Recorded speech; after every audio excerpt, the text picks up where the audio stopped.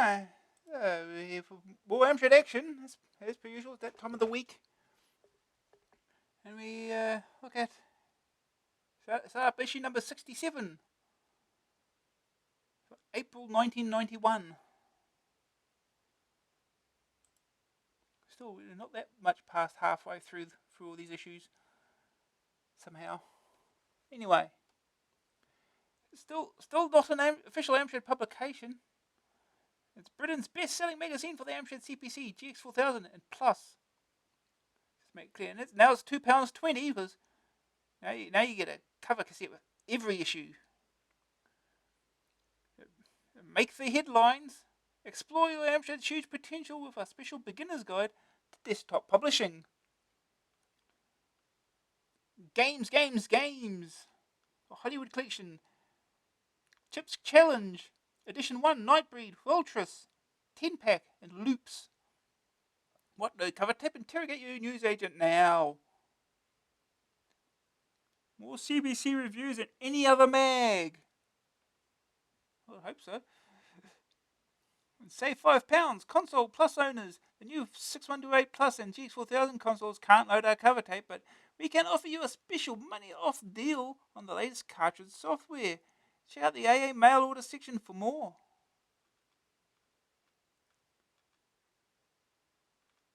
Amstrad cartridge power. It's addictive. Pang apparently is addictive. Chase HQ2, which they never did get around to releasing. So supposedly there's versions out there, a few cartridges out there or something. Toki. It doesn't even get that, it got cancelled. Navy Seals. Ooh, Navy Seals. And Robocop 2. He's back.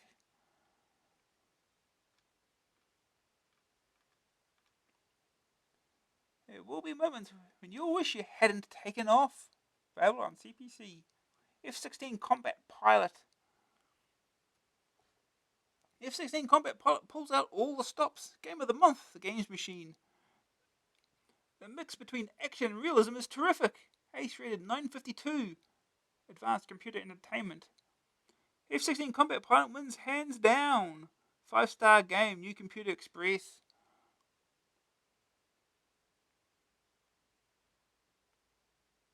Atari screens.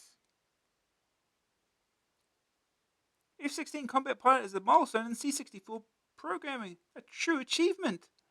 88% your Commodore.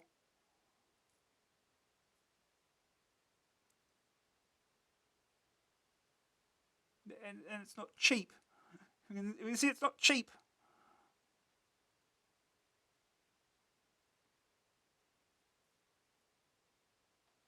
And they want £15 for a cassette version. Amstrad Action, April 1991.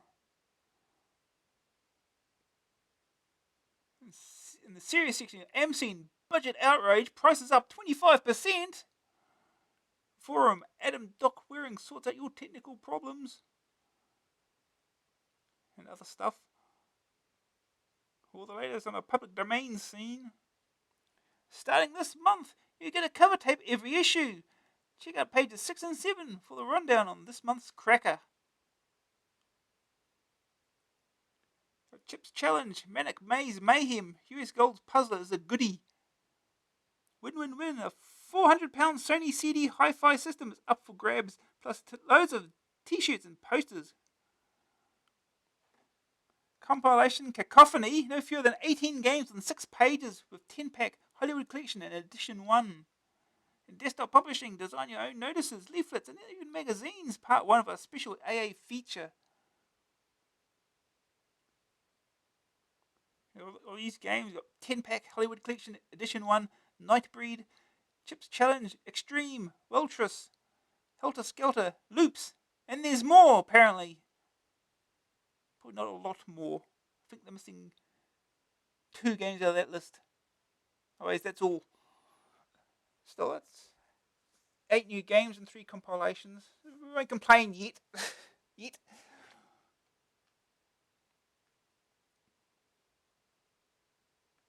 This magazine comes from Future Publishing, a company founded just 6 years ago, but which now sells more computer magazines than any other publisher in Britain. Your guarantee of value. The Action Pack. Welcome to the first of Amstrad Action's new regular cover tapes. And we're starting off with a bang. There's a fully playable level from Ocean's new license, Total Recall. 2 complete games and a new feature, the AA Toolbox, which will contain all manner of useful routines and utilities. The best news of all programs transfer to disk. Yeah, that's what I said before. How to load the cover tape. Loading the programs couldn't be simpler. The first program on the A side is Total Recall. So you simply type run, quote, followed by return. That will load first. If you want to play Hydrofull, on the other hand, just wind the tape a couple of minutes and type run as before. The computer will ignore any remaining code for Total Recall and only start loading when it reaches Hydrofull. Alternatively, you can type run total or run hydro, and the computer will find the programs automatically as you play the tape from the beginning. On the B side, the file names you want are Dizzy, TWriter, and disk.tfr. If you have a disk drive connected to your machine, you'll first have to type bar tape to switch to the machine to tape loading rather than disk loading. The bar is obtained by pressing Shift and At. The computer will then load the next program on the tape. I think you need to do that on the 464 Plus as well. I think. Pretty sure on that one. I got Total Recall, exclusive, a playable level from Ocean's interpretation of the blockbusting movie Total Recall. The film stars Arnie Schwarzenegger as Quaid, the victim of a memory transplant that has given him a new identity and erased his past. He discovers this and is determined to unravel the web of lies that hides his past. For this, he needs to travel to Mars, where the key to the mystery will be discovered. The game of the film is split into a number of levels, and especially for you, we have level 1 as a taster. And don't forget, when you get to the end of this playable level, there are 4 more waiting. So if you want to see them, you can buy the complete game from our mail order pages at a generous discount. You have to guide Quaid to a phone box on the far side of the city, picking up a suitcase full of goodies en route. It will be useful for his visit to Mars later. Unfortunately, the chief of police, who's a baddie, has his cronies out on the streets with the express purpose of stopping you from doing this. It just looks like you'll have to kill them all, doesn't it? Obviously. Arnie's too hard to be frightened by a laser-spitting robot. The fool. Cripes, that laser beam coming on all of a sudden, giving Arnie a start. Tapping down and fire simultaneously will swap between firearm and fist. The keyboard is redefinable, so if you're an alien from the planet Harherherg, you'll still be able to find a comfortable playing combination. Good to know. Hydrofull. Underwater is not the ideal place for mechanical life forms who are liable to rust. Nevertheless, that's where Swevo is, and he'd like to be there for as short a time as possible. Thank you very much. So perhaps you could give him a hand. The reason for Swevo's predicament is that the world of Death Bowl is polluted, and it's Swevo's job to clean it up. The only thing for it is to pull the 4 plugs from the bottom of the world and drain all the water out.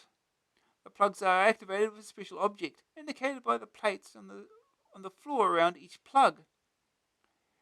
Inhabiting the game world are various sea-dwelling creatures that don't take kindly to the interruption to their existence, even though Swevo is only trying to save them, and you'll be well advised to avoid them. Also dotted around this underwater underworld are various bits and bobs to help you on your way, including cans of oil for topping up your supply and pickups that can be used as weapons. Oh no, that wolffish looks vicious. Lucky it's on the other side of the spikes then.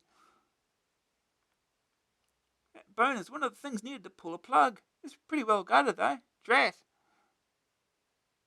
The keyboard configuration is quite weird at first, but you do get used to it after a while. You can use any of the keys just whichever suits you best. Dizzy. Dizzy was exploring the haunted forest, looking for berries, flowers, and a piece of wood with which to make a club, when he discovered a mystifying stone slab.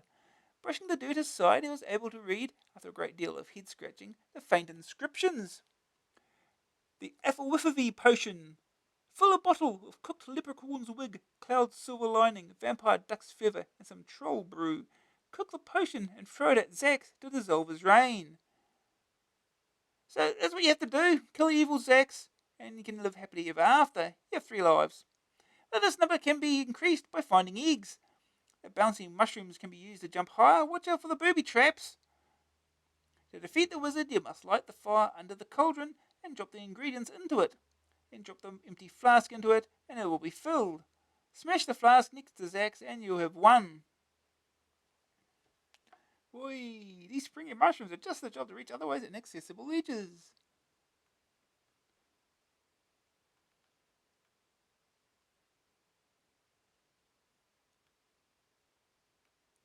I've got a disk drive. Disk drive users will no doubt be horrified at the prospect of loading the programs from cassette every time they want to use them. Well, fear not! At the end of the tape is a special little program that will transfer all the programs from tape onto disk. It's the last program on side B of the cassette called disk.tfr. Just run it as you would a normal program on the tape at the beginning, and it will transfer all the programs automatically. When you reach the end of side 1, you'll have to turn the cassette over. Make sure that you insert an empty disk into the drive before running the program, and nearly all the space on side 1 of a disk is taken up. If you're using an external cassette recorder, then connect the REM jack to the REM socket if there is one. The computer will stop and start the tape several times as it transfers the files across. If you don't have an REM socket on your cassette recorder, then you'll have to be careful to pause the tape in the right places. Pause it when the red disk drive light comes on. This indicates disk access. Once everything has been transferred, the disk will be full of files. The programs can be run by typing the following. Just the same as before, really. I am seeing Amstrad's steady progress. Despite current gloom and uncertainty over the new Amstrad cartridge machines, the company itself is doing rather better than this time last year. To be exact, Amstrad's pre-tax profits for the last 6 months of 1990 were some £40 billion, £10 million up on the equivalent figure for 1989.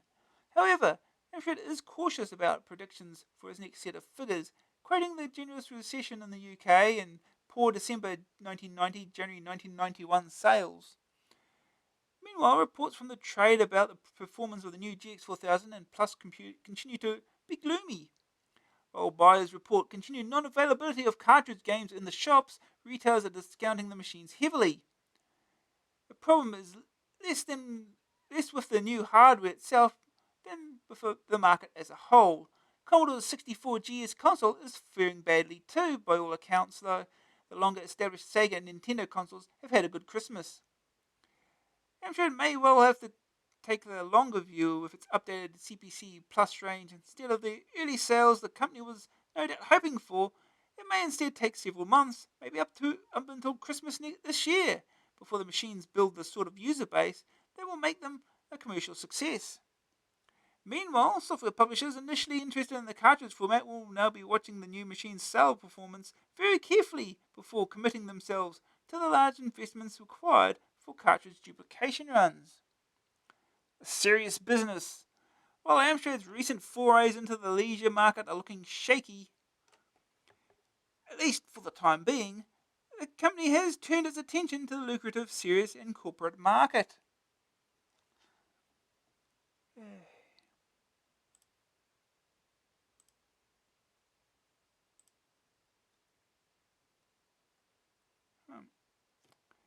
Amstrad Action sister magazine, New Computer Express, has uncovered Amstrad's plans for the forthcoming Hanover Messe Computer Fair. Amstrad is thought to be planning new versions of its PC-compatible portable machines and top-end models. Perhaps most interesting for the CPC owner, however, are Amstrad's plans for the aging PCW series of machines. The PCW is technically very similar to the CPC, sharing the same central processor.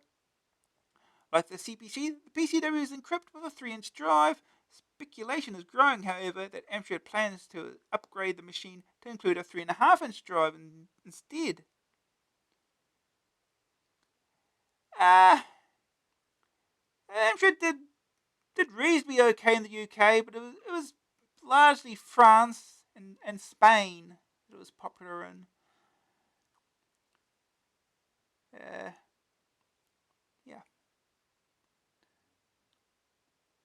Certainly France kept producing games, and at least for the next couple of years up from here, about certainly releases in 1993 anyway. Where are we? It seems unlikely that Amstrad will ever upgrade the CPC Plus to the new format, but the move does at least show Amstrad's continuing commitment to its long-running 8-bit machines. Skull PD is on the move. Skull PD library has moved. The new address is 9 Barrowwind, Broomlands, Irvine. In addition, the library is no longer supplying public domain software on cassette, a move which will anger many owners of tape machines, but is not surprising bearing in mind the far greater time taken to copy programs onto the tape format. Desktop publishing fans will be interested in Alan Scully's latest acquisition, the first ever Amstrad PageMaker. According to Alan, the program should work on all machines equipped with a disk drive. Judging by the copy of the Skull PD newsletter we were sent, it was produced using the program. It's not bad at all. For a free copy of this newsletter, simply send a stamped SAE to Skull PD at the above address. If you want to take a look at some sample software too, make sure you include a blank disk and £1. Skull PD has a new address, and its new newsletter is designed with its latest product, a public domain DTP program. Strong Foundation. Foundation Software has released an updated version of its step-time MIDI sequencer, the only step-time sequencer you can get for the CPC. The new version, the multi-track step-time MIDI sequencer, boasts a whole range of features. These include up to 99 patterns and 256 bar song memory, variable tempo, beats and bar, and note volume for each pattern, full 8-octave note range, and much, much more. An additional feature is the MIDI song linker. This lets you play a number of songs in succession. Look out for a full review in Amstrad Action shortly. In the meantime, fancy yourself as a bit of a CPC musician? The one and only step-time sequencer for the CPC is now better than ever.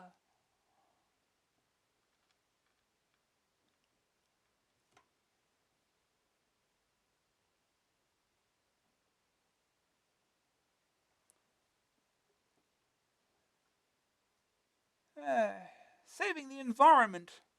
Printer manufacturer Star is staging a major international competition, The World and Our Future, aimed at raising environmental awareness in schools and colleges. Star is looking for teams of 3 students who must be in the 16 to 18 age group and a sponsoring teacher. The teams must tackle projects related to energy, global warming, the throwaway culture, world resource use, and the aging of society. Submissions will be judged according to their originality, relevance to subject, soundness of research, and impact of presentation. Schools entering will be classified according to 6 geographical areas, and the winners from each area will meet with winning teams from other European countries and go on a cultural exchange visit to Japan in the summer. So far, over 600 schools in the UK have responded, but with a closing date for entries of May 10th, there's still time to join in. What's new? Have you got any product news that you think we should know about? Basically, if you've got a new widget or piece of software we don't know until you tell us, or maybe there's some scoop news story you think we ought to know about. Either way, right to Amstrad Action. Cheaper Citizen. Printer manufacturer Citizen has cut the price of its entry-level 124D 24-pin printer by 11% from £279 to £249. Citizen claims the price cut is designed to further encourage users of 9-pin machines to try out the higher quality of 24-pin models. Until comparatively recently, 24-pin printers had price tags which put them firmly out of the hobbyist market. Hobbyist market. So it says hobbyist. However, its latest move by Citizen looks likely to make its 24-pin machines an even more affordable option. The 124D prints at 120 characters per second in draft mode, 40 characters per second in near letter quality mode. It's IBM, Epson, and partially NEC compatible, but Amstrad owners will need to specify a machine with a serial port rather than a parallel version fitted as standard.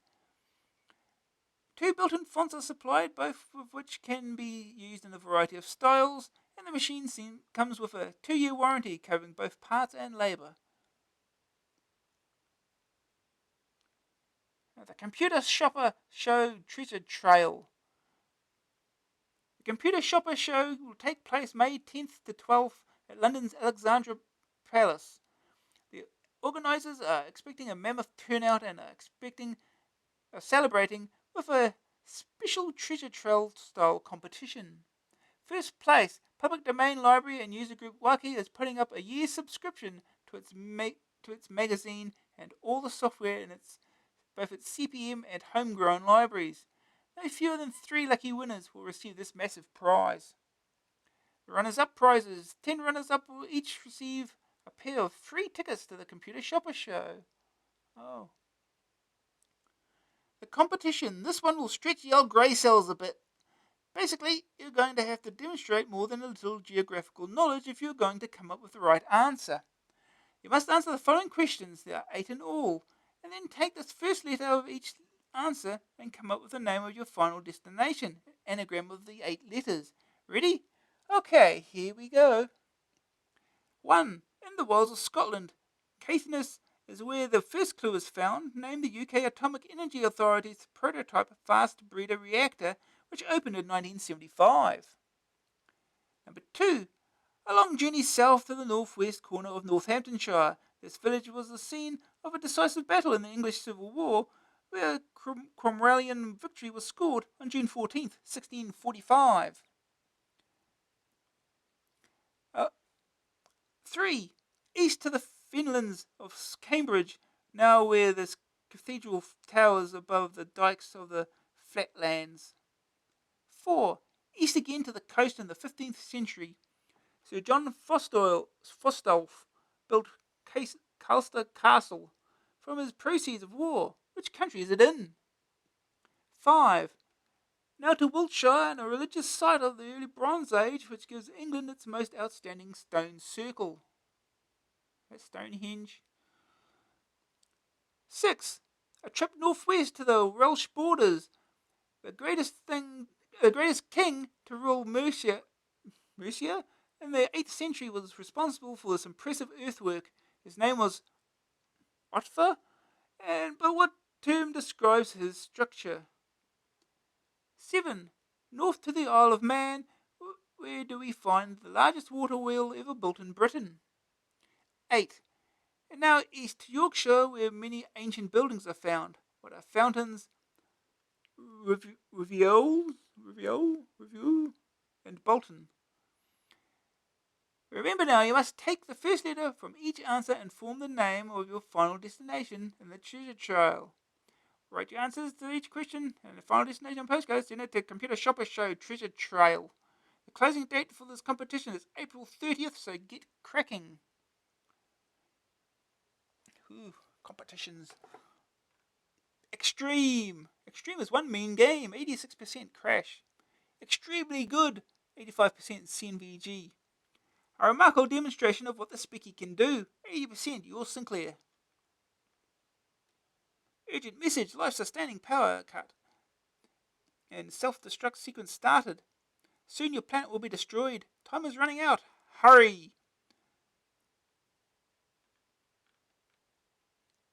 7. Genuine Amsoft CF2 3-inch discs, including 53 games. 53 games for the CPC 608 or 464 plus DD1. Never before available on disc, only $14.99 plus £2 carriage in-ins.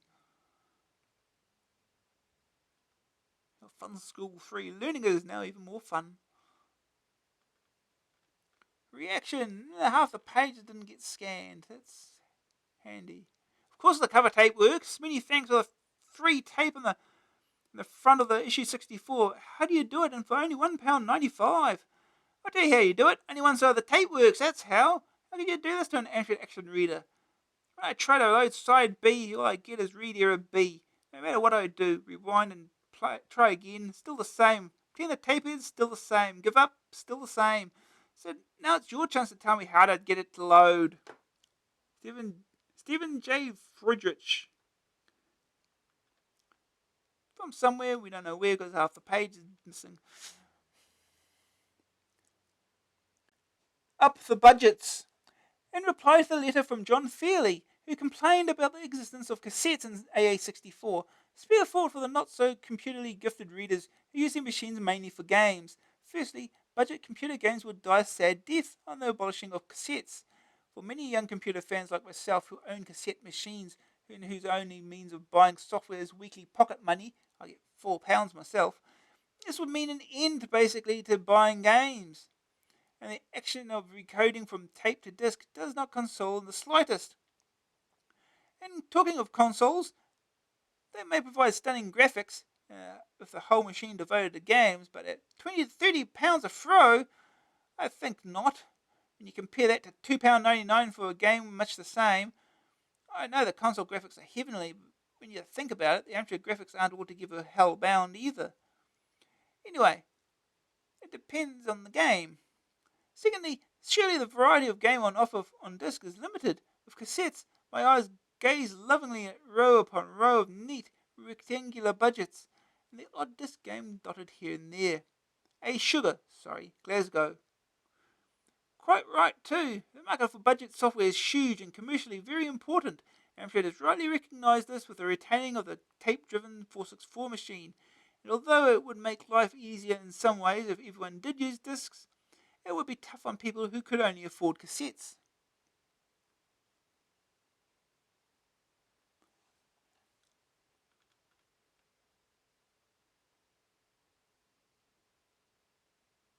Braille program in the public domain. I've written a basic 6128 only program intended as an aid to learning Braille for the sighted and partially sighted. Should any fellow readers need such a program or public domain library like it, they can have a copy for the price of a disc and postage. Inspiration came from a similar Spectrum program and a need to learn Braille. Programs of this nature usually only appear on the BBC computers. Should anyone wish to convert it to this medium, I know of a teacher keen to get a hold of a copy.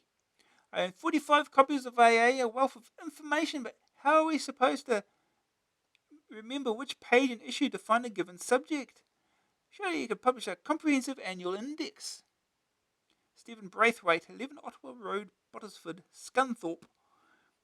What a worthy project as far as an index is concerned. However, the work of referencing and cross-referencing every item described in AA would be a Herculean task. I'm afraid there's just no way we could do it.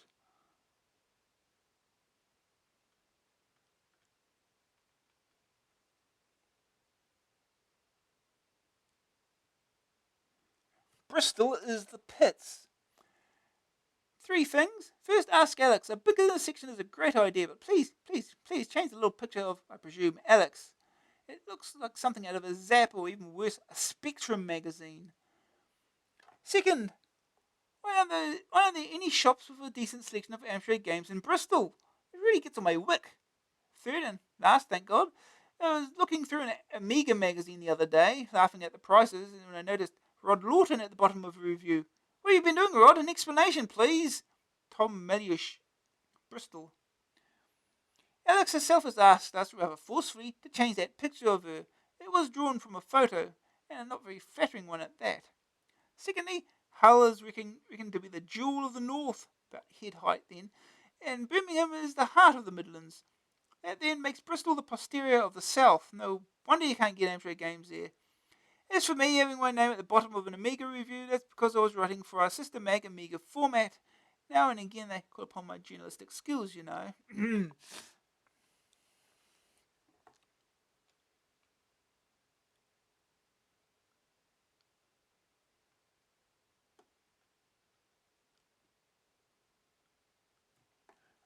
Games too easy. I wish to complain about the marks you have given in some of your reviews. The two that spring to mind are Thunderbirds, AA47, and Lotus Esprit Turbo Challenge, AA65. Thunderbirds received a master game, and the reviewer talked about its long-term appeal, which made the game excellent, as it would last a long time.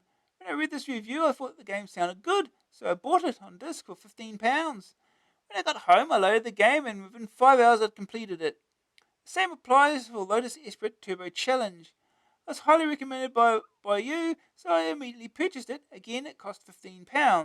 The reviewer said, the variety of circuits means there's enough variety to last any racing fan for yonks. Yonks? Do you call 3 hours yonks? I admit it was an excellent game, but I expected it to last at least a week. So in all, I spent £30 for only 8 hours of gaming.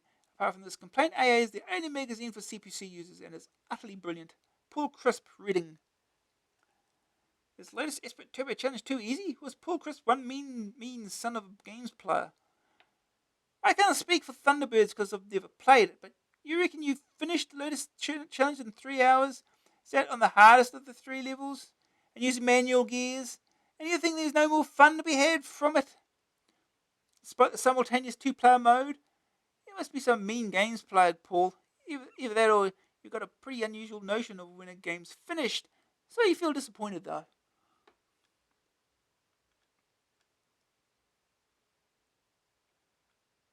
Uh-oh. Getting ratty over Shredder. I'm afraid that you have to point out that you have made a mistake. Slap Rod's wrist at once. Page 59, A65. Paragraph 3, it says, Level 3 sees you searching for a machine that turns Shredder back from a rat. Now, unfortunately, you forgot to mention the competition involving that mistake. So I thought you'd better give me the prize of a week in Marbella and a night in the town of Rod and Adam at James Leach Dole and £10, since all but one of the prizes are a bit past their sell-by dates at Tesco's. I'll take the £10, thank you very much. Also, could you use the games cartridges, a Robocop 2, etc., on a ROM board? No. David Wallace, London. We made no mistake. Sure enough, in the film, Shredder has always been a rat, but in the game, you get to do something about it, so Yabu sucks to you. No, you can't plug cartridge games into a ROM board. Dizzy Runaround. I'm a great Dizzy fan, and have completed all the Dizzy series except Magic Land Dizzy. So when I saw the new Dizzy game released, I leapt to the shops only to find it would not be released on its own until about January. I waited, and waited, and waited.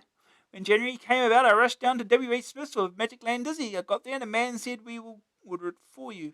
It should be here by about next week. Next week, the man said, you can buy it on the compilation or wait another week. Since I had all the other Dizzy games, including the 2 spin-offs, Quick Snacks and Fast Food Dizzy, I decided to wait. Next week came. The man said, still on order. Another 2 weeks, and the man said, I have done some inquiring about this game and it was available for about 3 months. It was available for about 3 months only. I don't know whether he meant it on its own or not.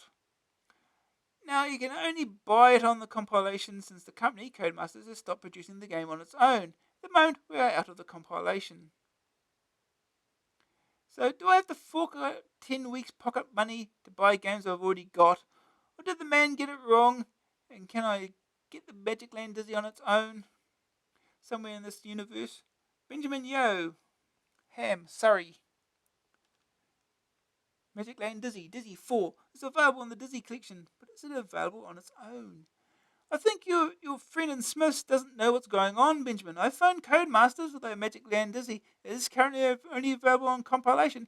It will be out shortly on its own.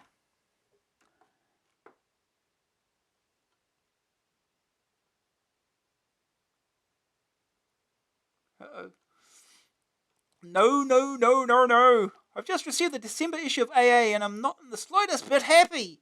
I've managed to put up with the last few issues, but now I feel I must complain. Things appear to be going downhill for AA, and I'm not just talking about circulation figures. Circulation is going up, actually. We're just waiting for the results for July, December 1990 to be confirmed now.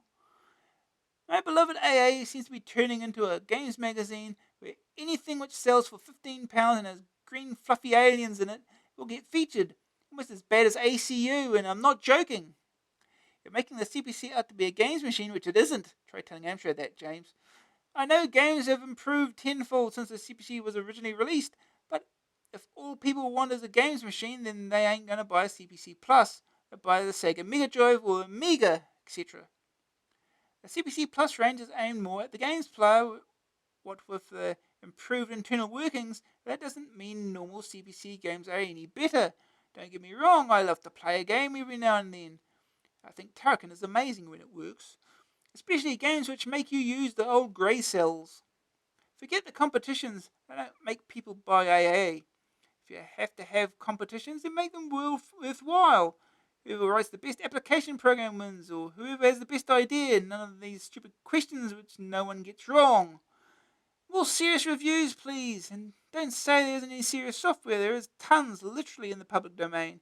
Why not review a program I've written called The Character Designer? You can get it from Skull PD. That reminds me, enlarge the public domain feature, please. I mustn't forget my manners.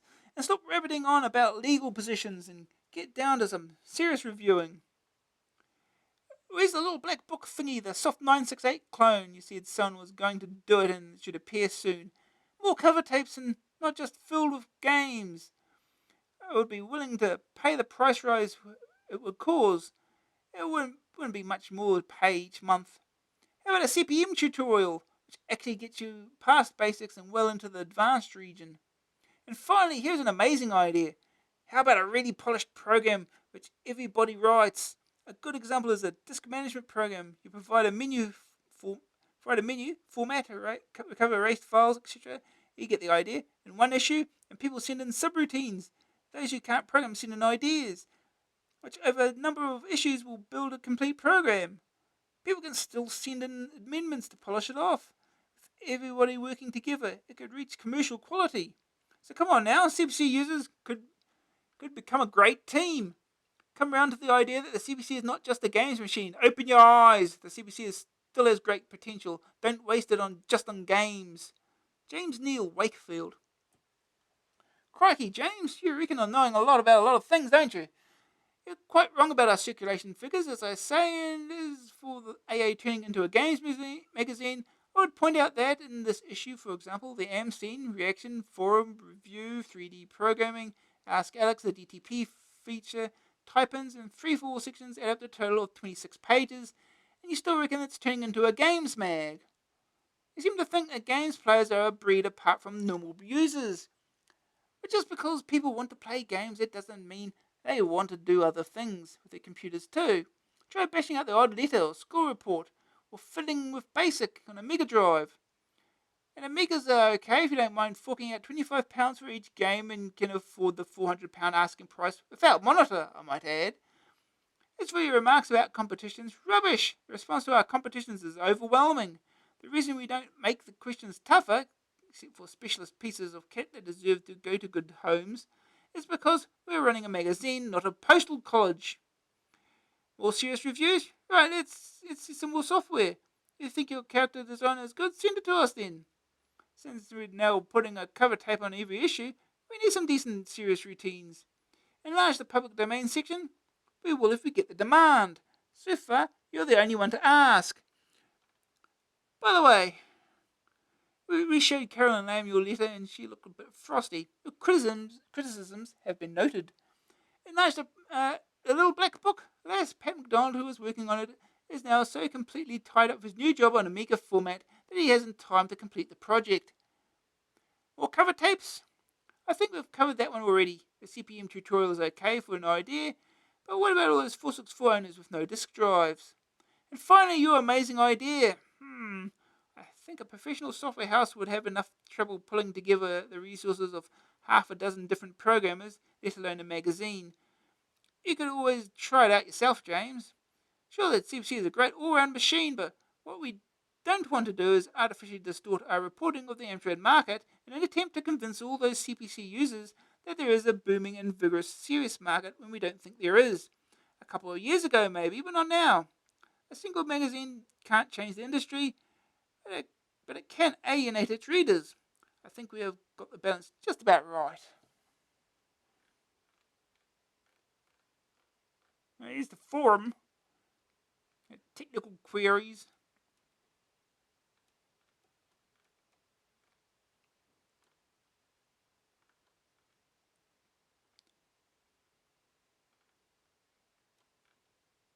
CPC to ST via PC.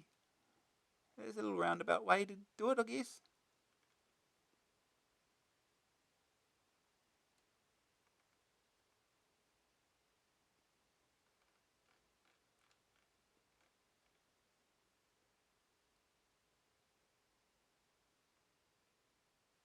Books are 10 discs, £18.99. £2.50 each.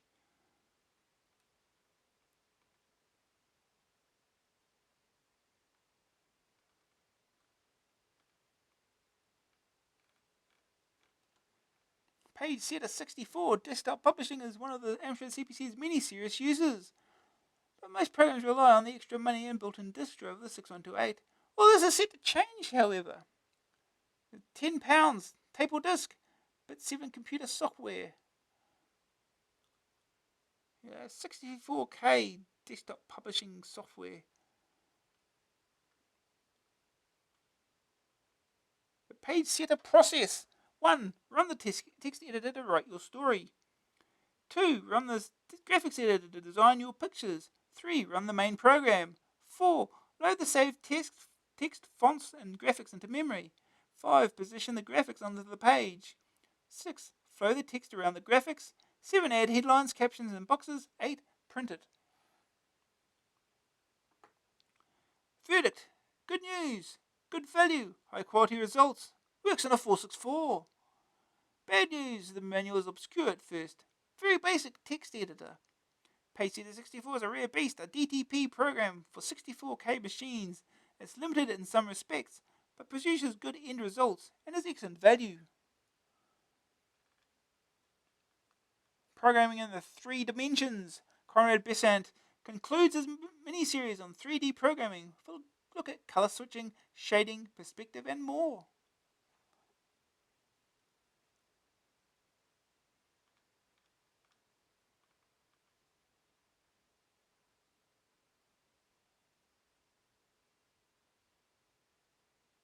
Short animated routine showing one line replacing another without using screen switching techniques and without having 2 lines on screen at once.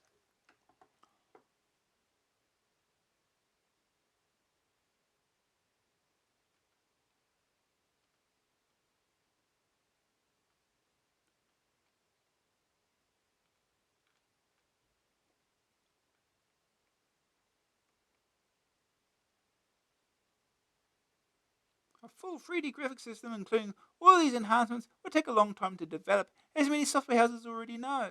And a full description of such a system really requires a whole book rather than a series of articles. Hopefully, however, this series has succeeded in its aim of explaining the general principles on which most 3D systems are based. Fists of Fury, Edition 2, the ultimate compilation. Dynamite Ducks, Shinobi, Ninja Warriors, Double Dragon 2. All showing Amiga screenshots. Available for Spectrum C64, Amstrad, Atari ST, Amiga. Ask Alex. Hi and welcome to the page where beginners can write in without fear of ridicule. So keep them coming. I won't diss you, and that's a promise. It's my younger brother's favourite expression at the mo.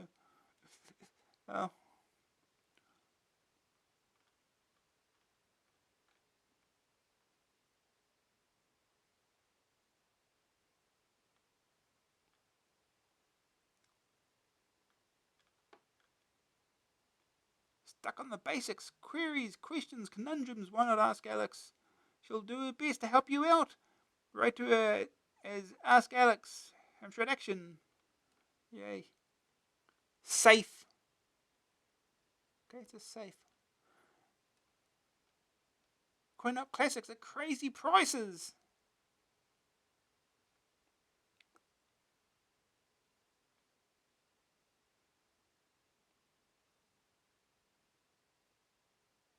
Yeah, $2.99 or $7.99 on Amiga ST. Ooh.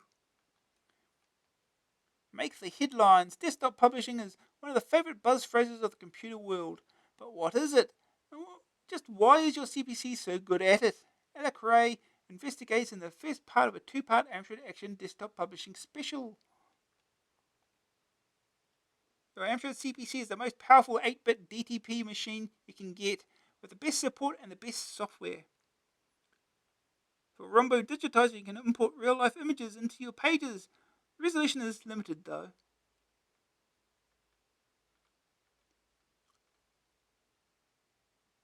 Scanned or digitized images aren't highly detailed, so often a simple, striking image will work best. Next month, so you want to produce your own magazine? We give you tips on typefaces, layout and design, a step-by-step guide to designing your own pages in stop press, a chance to win a superb 24-pin management tally printer. Don't miss it. Back to the Future Part 3. Guess we're playing that soon. Which program?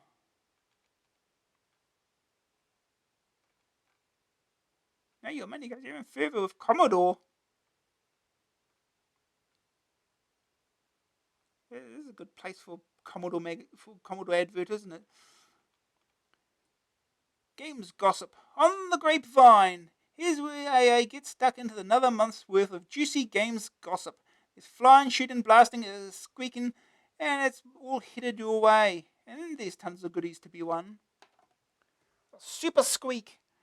We've just seen the follow-up to Squeak from French software house Loriciel. Super Squeak has to paint all the rules that make up his planet from blue to pink. Again, the QT sequel features many more power-ups to collect. Unfortunately, the version we saw was entirely in French. We could play the game, but couldn't read a word of it. When the English version makes it over here, we'll give you a full review. F-16 Combat Pilot. If you ever get the urge to steam up into the great blue yonder, waggling your joystick and shooting things, you may fancy yourself a pilot of an F-16. Flight Sim Specialist Digital Integration will shortly be giving you that opportunity with F-16 Combat Pilot. It's a traditional wireframe world that you see through the cockpit. It's very fast though and features all the latest abbreviated military terms like HUD and MFD. The sim features lots of missions, plenty of enemy planes to engage and targets to destroy. All in all, it sounds like good fun, and as well as being a serious simulation. Win an F-16 combat fighter of your very own. Now's your chance to win your very own fighter plane by simply entering out a super duper compo. At 20 or 30 million US dollars each, it's some prize, and digital integration must be spending millions, because there's not one but 25 lucky would-be winners somewhere out there. They did say something about needing some glue and FX paint, though. Can't think what for. All you have to do is jot down the answers to the 3 questions on a postcard and send it to I want an F-16 of my very own. Anyone who sends in more than one entry per household gets a sidewinder through their lounge windows, so you have been warned. Get these entries in by the closing date of 30th of April 1991. Right, that's the nasty official rules bit over. Here are those questions. Number 1. What does the F in F-16 stand for? A. Flying. B. Fighter. C. Friendly. 2. What keeps an airplane up in the air? Bit of a technical question, this one. A. Wings. B. String. C. Luck. 3. What do you call a person who flies an airplane armed with 30mm cannon and Sidewinder missiles? A. Sir. B. A pilot. C. Herald. It's Western Blackpool's Big Dipper, this. Prepare to die, scum. It's us, not the enemy.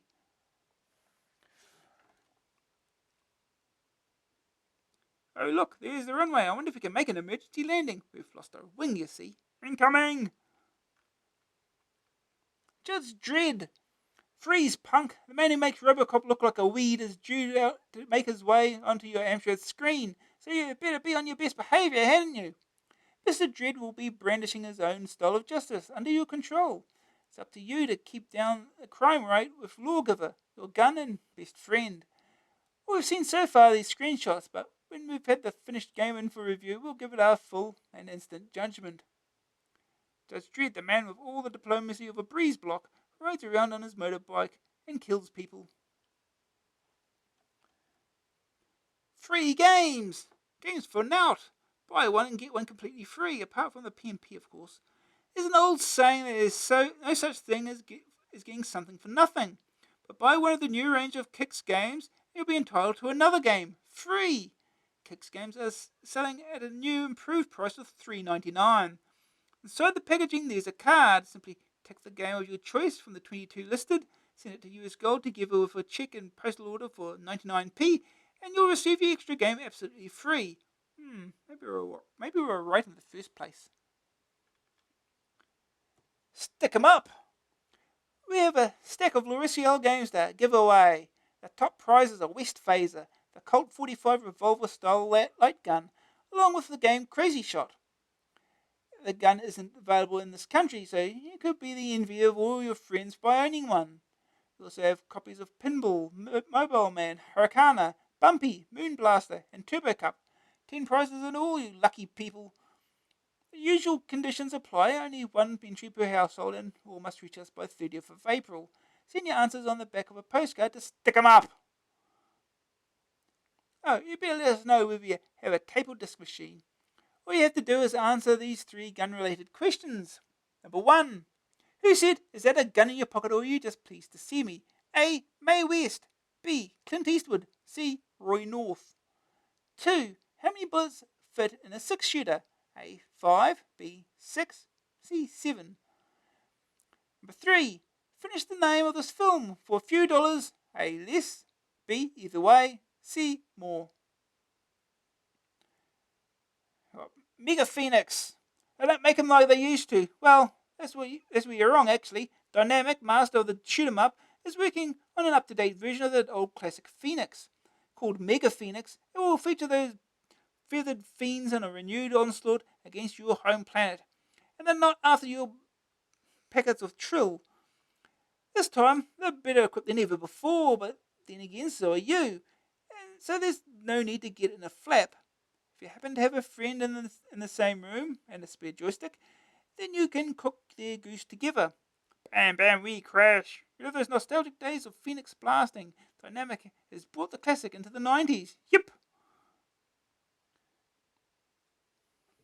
Yes, Mega Phoenix was on arcade. I think the arcade version came after the home versions, as I understand it. Again, who knows what order they did it in. Right, Turrican 2. The laser-wielding metal man is back. Turrican, the superb shoot-'em-up of last year, has sprouted a sequel. We've seen an early demo version of the game, but if it's anything as good as its Master Game awarded predecessor, then it'll be something to look out for. Turrican 2 promised to have even more levels to trek through, and an even greater array of weapons with which to decimate the enemy. Eat laser fire, alien dudes. Mr. Turrican must destroy anything nasty, slimy, or with too many legs. Okay. The charts. Full price. This chart is compiled by Gallup Limited. Alright. Teenage Mutant Hero Turtles. Remersoft. Still a number 1. Plenty of hype, sure, but the game's not bad either. Disney Collection. Codemasters. All the Disney games in one compilation. 5 classic games and great value. Big Box. Bo Jolly. Compilation fever still rages. Golden Axe. Virgin. Clunky, chunky and colourful, this one's relentless. Scrolling hacking Okado. Yeah. Number 5, Kickoff 2 by Anko. Excellent footy sim with the playability of Kickoff 1 and graphics too. Number 6, Hollywood Collection by Ocean. 4 fantastic film tie-ins. Number 7, Multiplayer Soccer Manager, D&H Games. A text-only management sim in the charts? You lot must be desperate. Number 8, Gremlins 2 by Elite. Look out for the AA verdict any day now. Number 9, Total Recall by Ocean. You can play the demo on this month's cover tape. Number 10, Reels of Fire, US Gold. Dermark's decent driving compilation is still going strong. And the budgets. Afterburner by the Hit Squad. Real Ghostbusters by the Hit Squad. Double Dragon by Mastertronic. Vigilante by Kix. Operation Wolf by Hit Squad. Cave Mania by Atlantis. Defenders of the Earth by Hightech. Outrun by Kix. R-Type by Hit Squad. And Target Renegade by Hit Squad. A lot of budget re-releases there. They've all but one. Yeah. What's happening? Due to a slight technical glitch this month, we're only able to bring you the top 10 full-price games. Don't worry though, normal service will be resumed as soon as possible. Nothing too drastic has happened in the full-price zone this month, but the budget charts have really turned around. Codemasters has slumped after long months of success with the Quattro series. Instead, Ocean is piling in with its squad label. Watch this space. Another competition.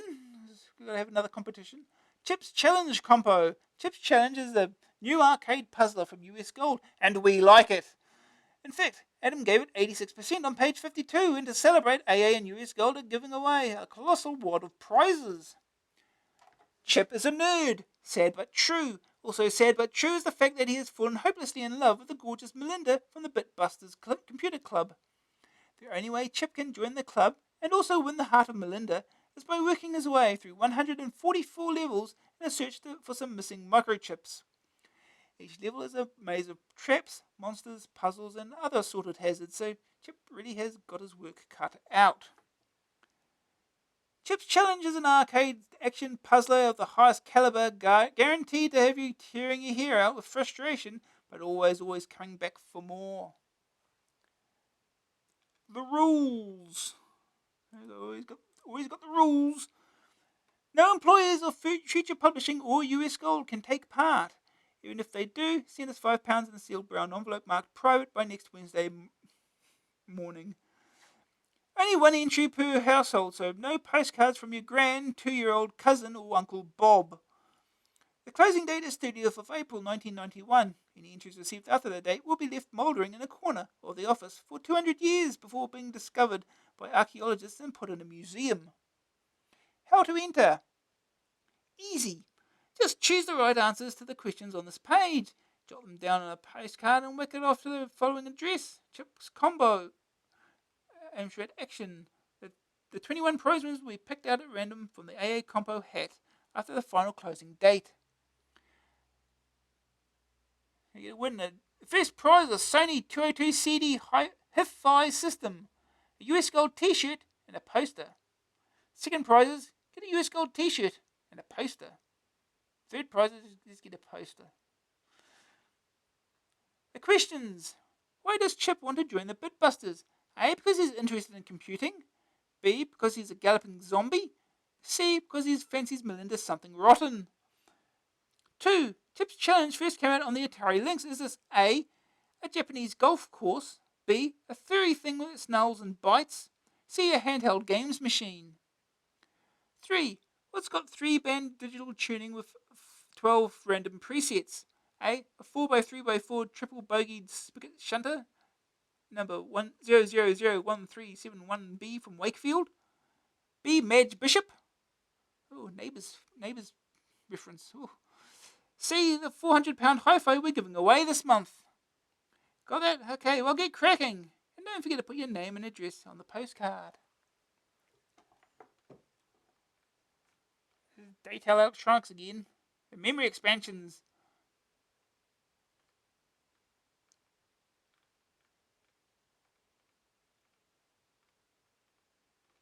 Win a Sharp camcorder. Win a Junior Porsche 911. You could win a awesome foursome. Win a quad. Win a bike. Action test. 26 games in one issue. Amstrad Action goes compilation crazy. Chips Challenge. 144 puzzle-packed levels of chip collecting mayhem. Can you win lovely Melinda's heart? Tetris with spaghetti. Pipe mania going around in circles. What would you call it? Loops has us hooked. Push your reflexes and joystick control to the limit with digital integrations extreme. 10 classic oldies on one compilation? You better believe it. Gremlins 10-pack is one big release. Ghostbusters 2 was one of the great film licenses of 1990. Play it again in the Hollywood collection. No thanks. Gemini Wing, one of 4 classic tough shoot-em-ups in edition 1. Throw in Xenon, Silkworm and Double Dragon, and you've really got your work cut out. So let's start with 10-pack by Gremlin. $12.99 cassette, $17.99 disc. These games are a varied bunch, both in quality and style, and every type of gameplay by adventuring is provided. You can't complain at the value. Most are good, if not excellent, and this compilation represents extraordinarily good value. Shame about the couple of turkeys, but you can live with that, can't you? Butcher Hill. Butcher Hill will appeal to NARM fans. There are 3 sections, the first of which is a pole position type race. Only you drive an inflatable dinghy down a river as opposed to a Formula 1 racer. You can blow up incoming planes and obstacles, but the aim is to collect vital equipment for the next 2 sections. You can land on any of the 3 jetties, and from here the action is shoot 'em up frenzy. The game as a whole is not terribly well executed. The graphics are colourful, but very jerky, and the limited appeal of each section makes this look more like a budget title. Leaping over an outcrop of rocks, you spot an incoming fighter plane. Even for case-out and NARM vets, this looks bad. It looks bad. Skate Crazy. Viewed from above, this is a kind of obstacle course on roller skates, and very tricky it is too. Your skater glides along with grace and poise, or at least he does once you get the hang of the controls. Simple obstacles like traffic cones and tyres hinder your progress, and there is scope for bonus points by performing various manoeuvres, such as jumping over ramps, carrying out somersaults, and twisting in mid-air. All very difficult, but practice reaps its own rewards. And once you get the hang of it, this game is really quite neat. Graphics are nice and colourful, and sound too is well catered for. A bonus is the second part. This game is a horizontal scroller along the same lines. Skate Crazy is the perfect time for micro-owning skate freaks, while they're waiting for the plaster to come off anyway. Roadrunner. Based on the Atari coin-op of the same name, Roadrunner follows the insane antics of Wile E. Coyote and his nemesis, the Roadrunner. The original arcade machine followed the basic structure of the cartoon very well, and this conversion does pretty well too. In the cartoon, as most of you will remember, Wile E. tried every way he could to bring the Roadrunner's time on Earth to an untimely end. Most of the equipment he uses comes from the infamous Acme Booby Trap and Household Goods Retail Corporation. The game is a simple race. You have to avoid Wile E., fill your face full of seed, and make sure you don't run into any of the fiendish traps he has laid for you. Nice graphics in this horizontal scroller, and playing the game is total laugh-a-rama. If you like the cartoons or even the coin-op, then you're going to love this game. You'll soon learn to hate Acme Co. It's Wile E. Coyote on an Acme rocket. Can Roadrunner outwit him? Can a frog swim? Dark Fusion. Shooty, bumpy, jumpy time. Space, where no one can hear you boing. Move your space hero through 3 levels of platform come shoot 'em up action. Collect various weapons and visit photon death upon any hapless alien foolish enough to mess with your happy thoughts. A bit dull, but the graphics are nice. And Sonic's reasonable. Good fun in the short term, but nothing much to keep you coming back for more. Eep, surrounded, and the only power-up Spaceman Spiff has at his disposal is a pair of bouncy shoes. HATE. HATE stands for Hostile All-Terrain Encounter. It's viewed in isometric 3D. It looks and plays a little like the old Sega arcade game Zaxxon. One of the game's novel features is the choice of vehicles you can use, either a space fighter or a stonking great tank. Swapping over at the end of each level gives this game an added thrill. Not too bad at all. Prepare to die, filthy alien scum. Shoot first, ask questions later. Street Fighter. Ryu is the name of the Street Fighter in this game, the object of which is to travel around the globe and kick 7 shades of sunlight out of any fool who challenges you. There are 5 countries to visit and 2 representatives in each country. Converted from the Capcom coin-op, this game loses the thrill of the big rubber pressure-sensitive pads that gave its arcade parent such a big name. You sure on that one? Basically, it's a one-on-one beat-em-up with reasonable graphics and sound, and decidedly dodgy gameplay. Eat knuckle butties, you twisted kung fu mutant. Sidearms. Kill, maim, destroy, fly your jetpacking hero into deepest, darkest space. And if anything moves when you get there, open up a volley of incredible photon death. Collect the very numerous power-ups and turn yourself into the most awesome destructive force this side of the universe. There's horizontal and vertical scrolling in this blaster, end-of-level guardians aplenty, lovely colourful graphics, reasonable sounds, and more extra weapons than you can shake a plutonium death ray at. Turn off your brain, switch on your autofire, and teach those twisted alien space frogs a thing or two about laser death. A good blast, but nothing special, works well on the Amstrad. Only 3 of you, eh? He laser death, punks. Super Scramble Simulator. Vroom vroom, a bit of confession this one. Way back in issue 47 we gave this game a proper slagging. However, in the view of the fact that it is now part of a compilation and that we have had months to get used to the outrageously tricky control method, we have been forced to eat our words. This is really quite spiffy, and once you get used to the gears and stuff, it becomes very addictive indeed. Scrolling sideways across rough terrain, your nicely animated motorbike must negotiate any obstacles in its path. Good involved, good involved fun and long-term appeal. This is you, 3 nanoseconds before you plunge to your doom over a precipice. Gary Lineker's Hot Shot. Good, a proper football game, viewed from above and scrolls in 8 directions. Although you can only see a small portion of the action at any time, as usual you simply control the player closest to the ball. A rising bar determines the power of your shot, and control automatically switches to the goalie if the opposition looks like they're about to score. The graphics are not exactly quite, the graphics are actually quite nice, and the scrolling works well, even though it is a little jerky. Music is by veteran Ben Dalglish, and is reasonably boppy. Not a bad footy sim, and a good bit more exciting than player management. Footy fans couldn't really ask for much more, and even ardent football phobics might be won around by the smooth play and fast action of this excellent game. A good addition to a very good compilation. England! Oh no, fooled again by the uncanny skills of the opposition's goalie. Perhaps you should have aimed first. Footballer of the Year 2. Standard football management laughs in this one, and if football management is your scene, then this one contains plenty of action. It does have the novel added feature of a screen which allows you to gamble any funds or resources that you presently have at your command. The computer will ask you questions, basically football trivia, which, if answered correctly, will double your allotted stake.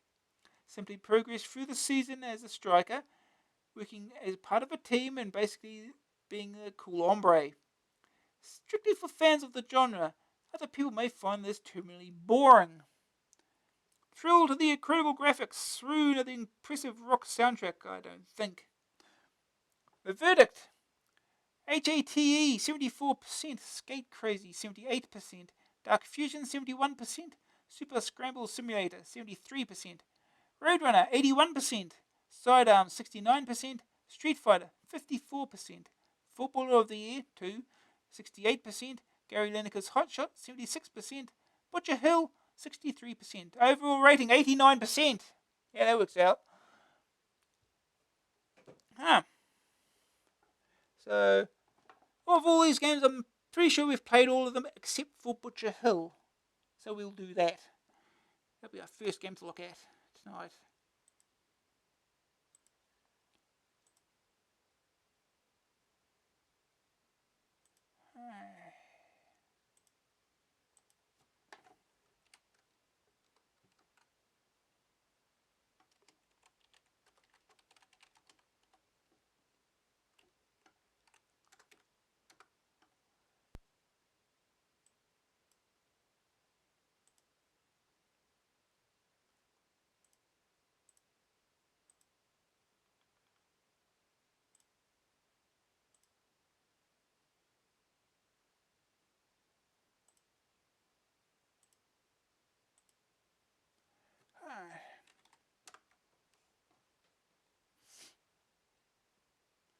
Wonderful. Do they still have the thing?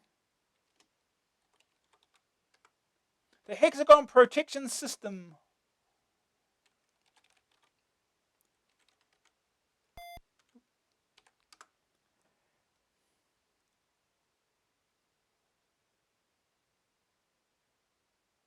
Butcher Hill, Gremlin, and Magitech. Redefine keys. Joystick.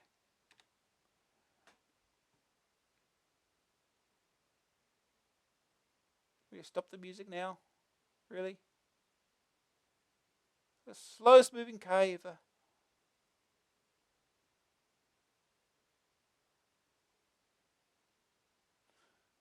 Let's get started. Please wait, loading section. Okay. Left and right.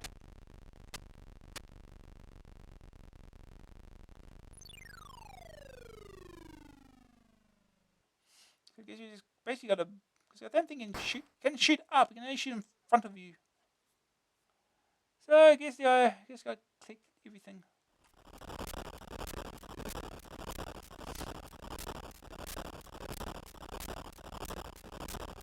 And try not to run out of stamina. That's the thing you do is sing in a boat, lose stamina.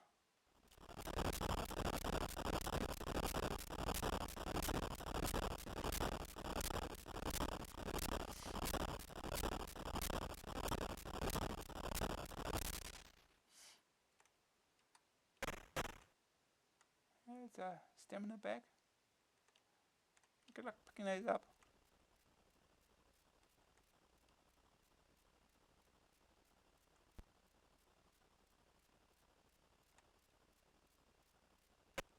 Okay, some ammo we picked up. It's really hard to get there quickly.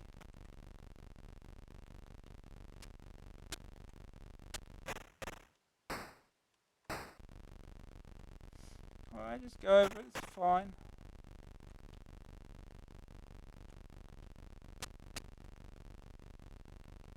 Got 9 lives. This is a thing.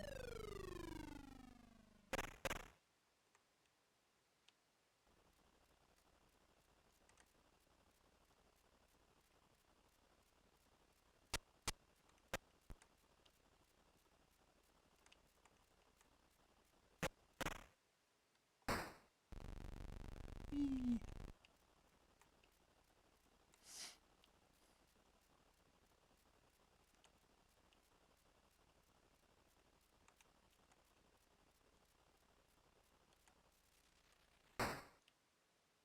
Space also fires.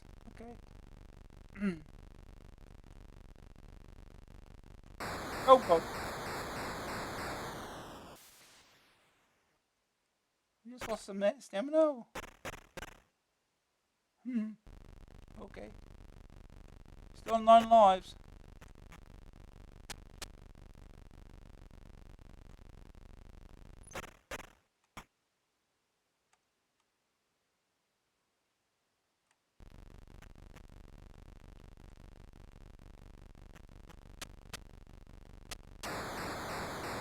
Ow.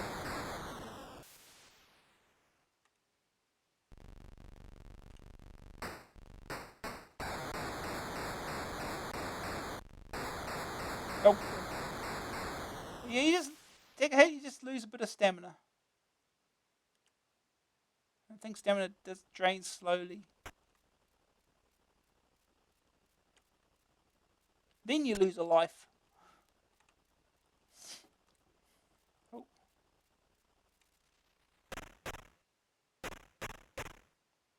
We've got a compass.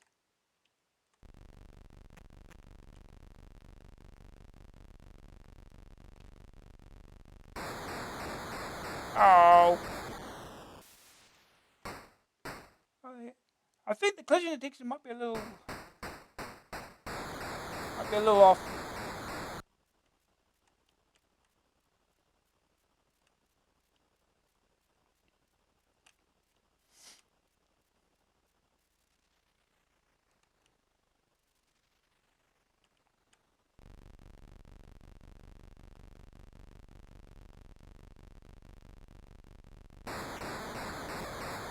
Ow. We're down to 8 lives now. So we lost a life somewhere along the way.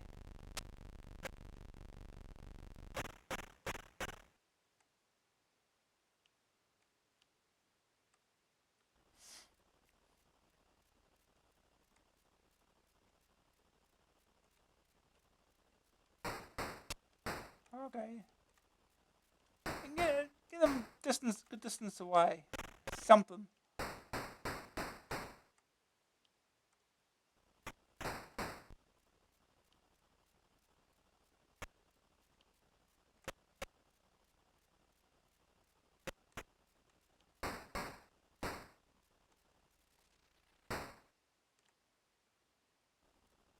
I missed all those.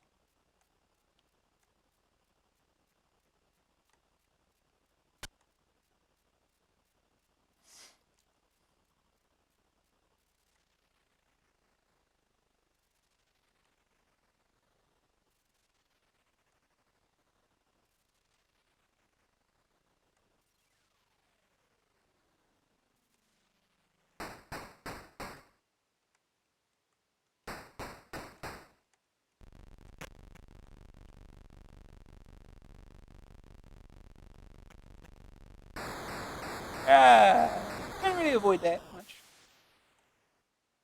I suppose I could have gone left.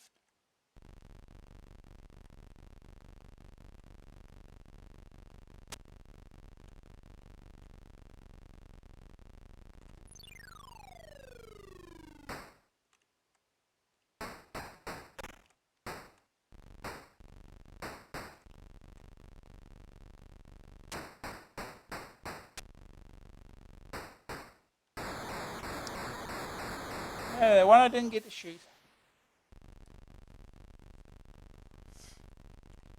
Oh, jeez.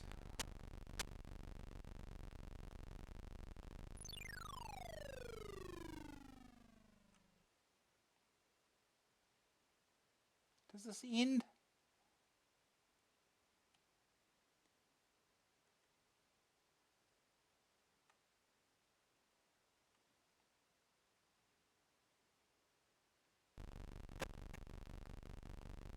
There's another life somewhere along the way.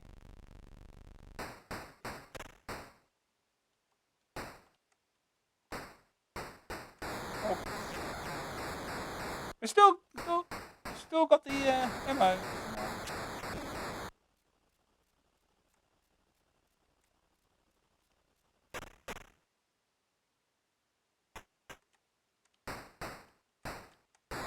Oh, really?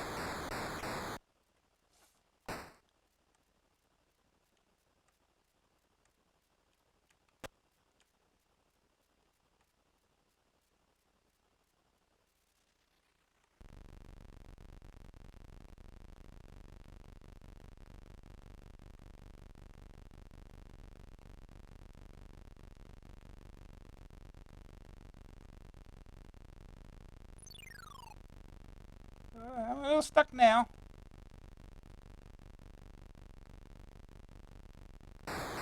Oh. We're down to 5 lives now. I guess it's getting harder finally.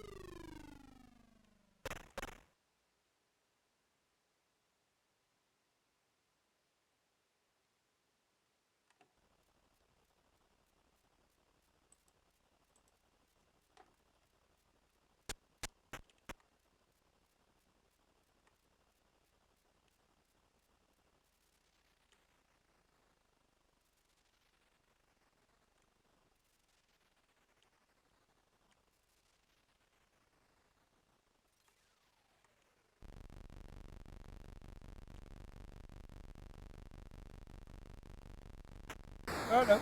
Yeah. See that coming.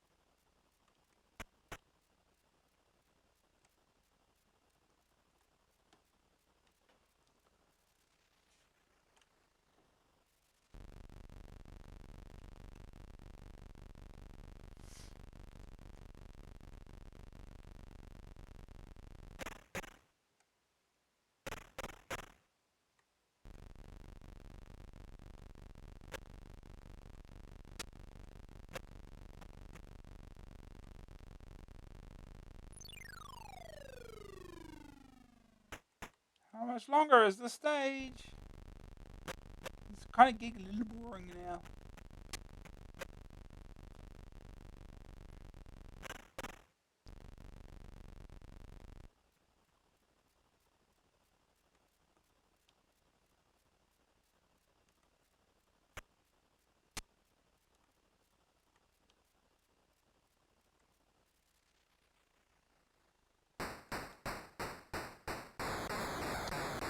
Ow.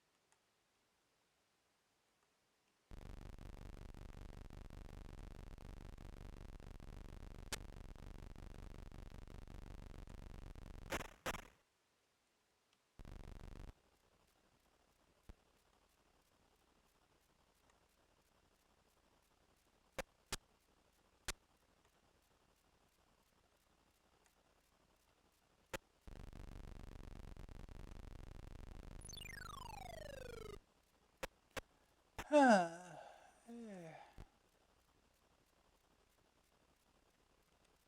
How long is the stage now? Have we seen this bit before?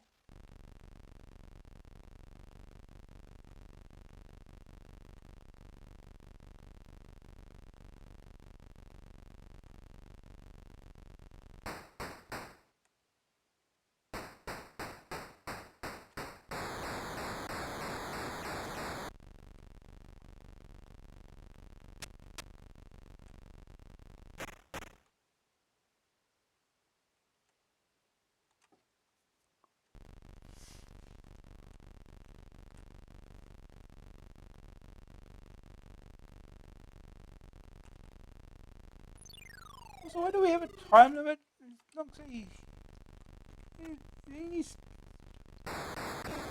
control here.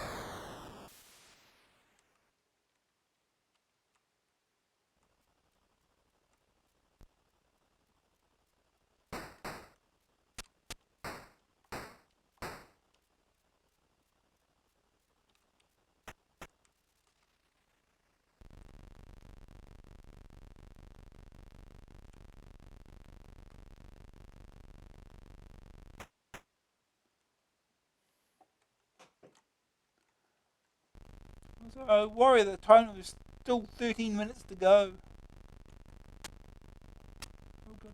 Don't roll in. Don't roll into this shot.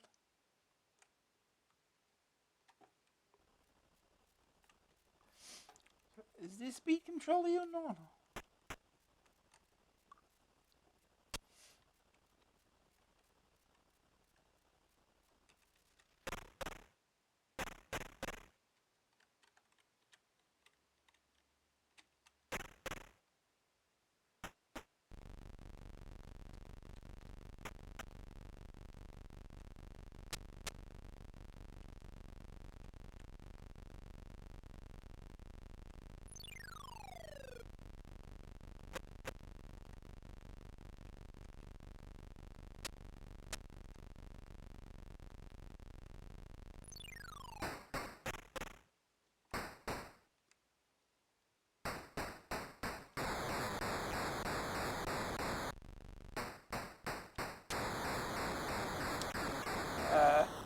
4 lives now. The stage ends at some point, right?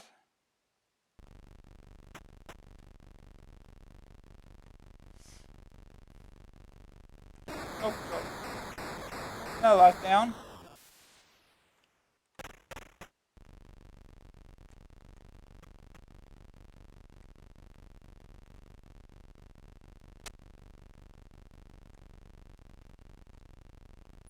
Time still says 11 minutes.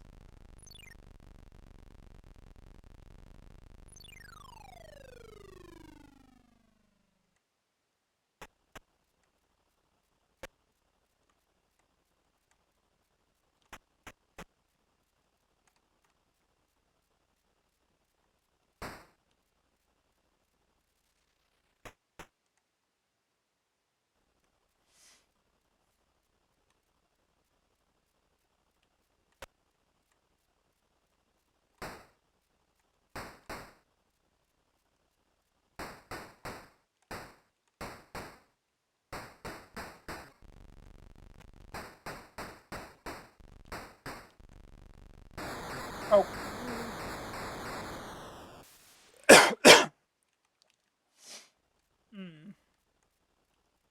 Yeah, I think I'm getting sick of this already. Why is this first stage so long?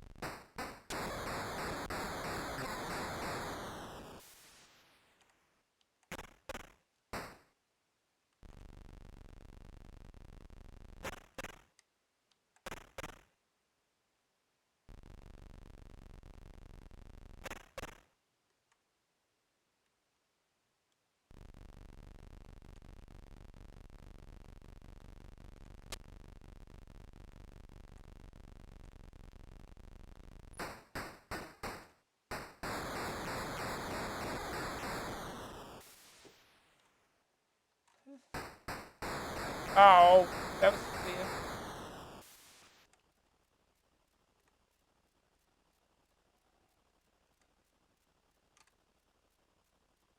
The first stage of this game needs to be a bit shorter. Maybe you're supposed to do something to make it like slightly more obvious.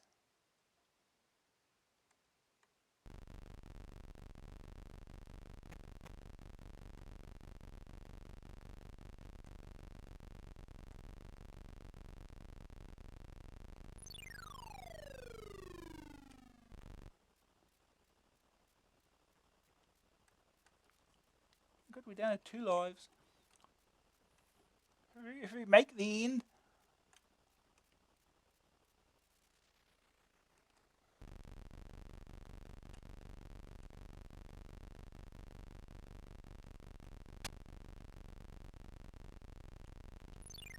7 minutes.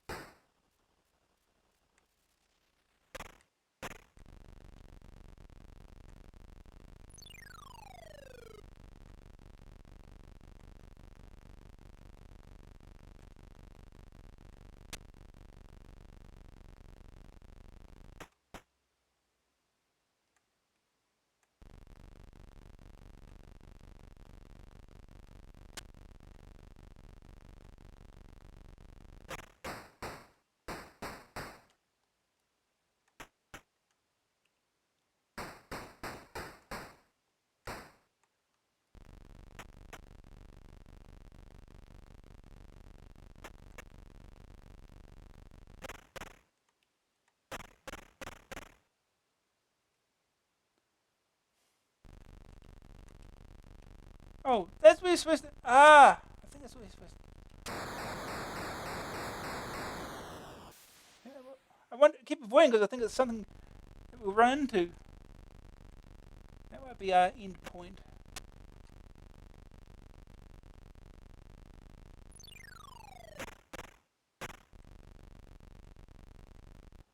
We'll find out if we come across it again. If we don't die by then.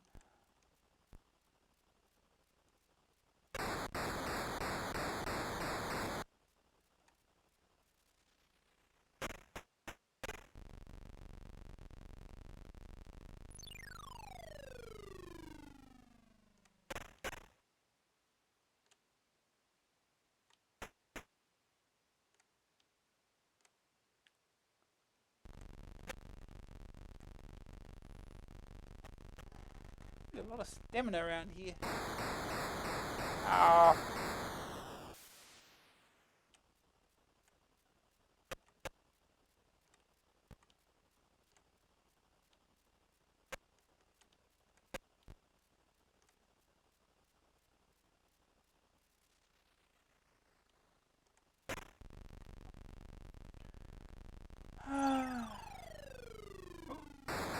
Oh, no, it does kill you. I'm supposed to stop by it or something? But then again, how do you stop? I'm not going to the manual. I want to check if there's any controls I'm missing. Should be just joystick, right?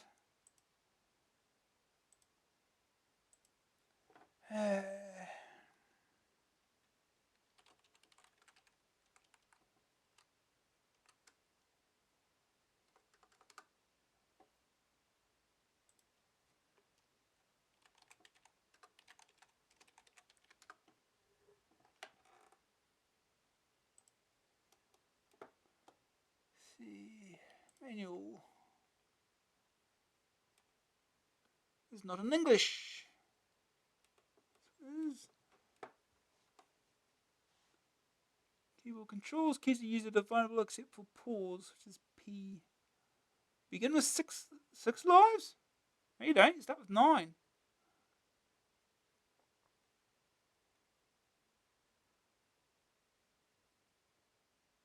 Travel along the river in your inflatable dinghy to one of the 3 jetties. Your progress will be hampered by natural obstacles. Also avoid floating mines and a barrage of gunfire from the enemy aircraft. Fortunately, Allied planes are occasionally steer through the fast-flowing river to avoid to collect these bonuses.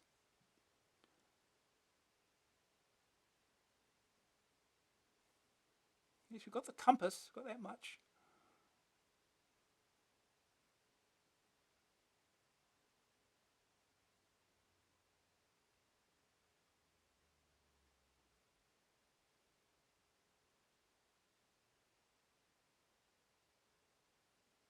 You land at one of 3 jetties. If you land at the first jetty, you will not have collected all the equipment vital to your mission. Use the fire button to shoot mines. While the fire button is held down, your gun sight is visible. Keep the fire button pressed and move the joystick to aim. It doesn't tell you how to land at the jetty though.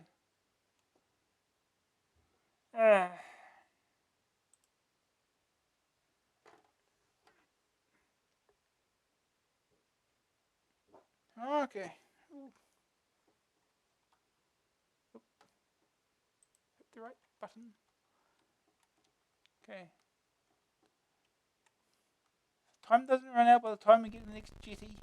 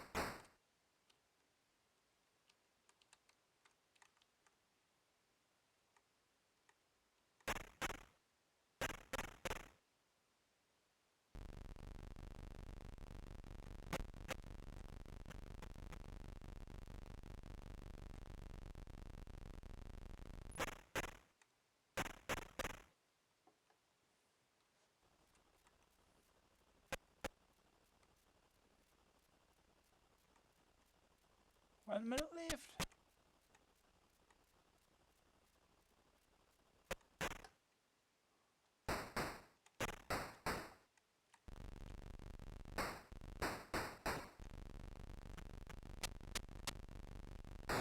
Oh.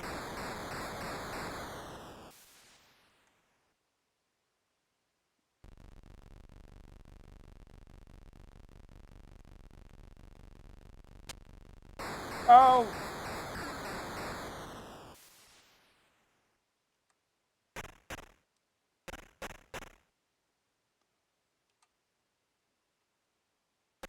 Will we even get it, the GT before time runs out? Probably not.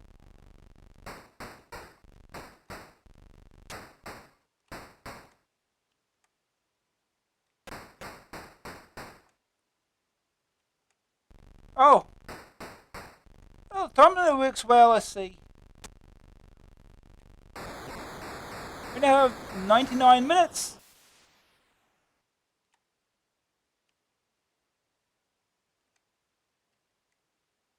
I think someone forgot to check if the time ran out.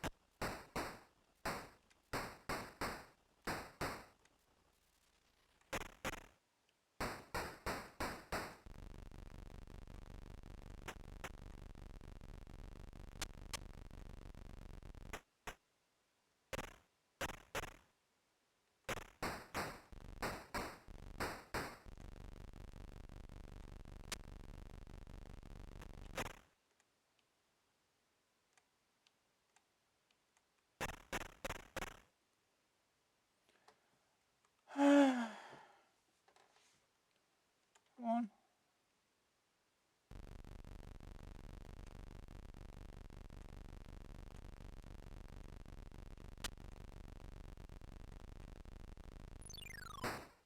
Where's the next GT? Come on. What's this?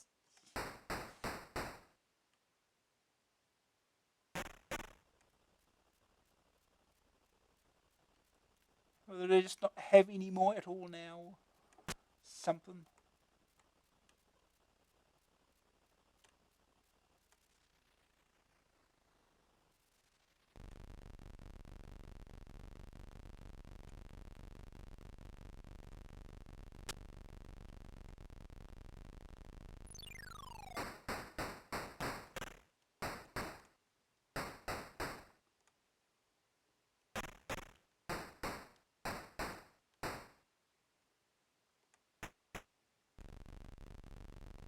What is that?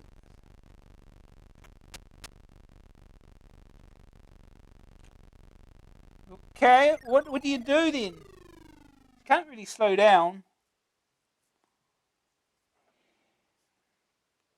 Yeah, we've played this enough, I think. We'll move on. We'll be at this all night. What are we doing? Yeah. Right. Next we have Hollywood Collection by Ocean, $14.99 cassette, $19.99 disc. The tenuous link between the 4 games on this compilation is that all of them are based on their film counterparts. The not so tenuous link between them is that they are all rather good. This compilation is an absolute cracker and comes as a real treat. Bearing in mind that most of the titles are very recent indeed, all of the games are excellent and complement their respective movies beautifully. Outstanding value. Buy it. Indiana Jones and the Last Crusade. The man with the hat and the whip is back. He's brought his dad and a little brown sack. The Nazi scum are at it again, and it's Indy's task to sort them out. They want to find the Holy Grail, but Indy's dad sent the map in the mail. It fell into the clutches of a Nazi called Helga. What rhymes with Helga? Anyway, in this epic, you and Indy have to negotiate platform and ladder type screens in the quest for the Holy Grail, and pretty much follow the plot of the film in the process.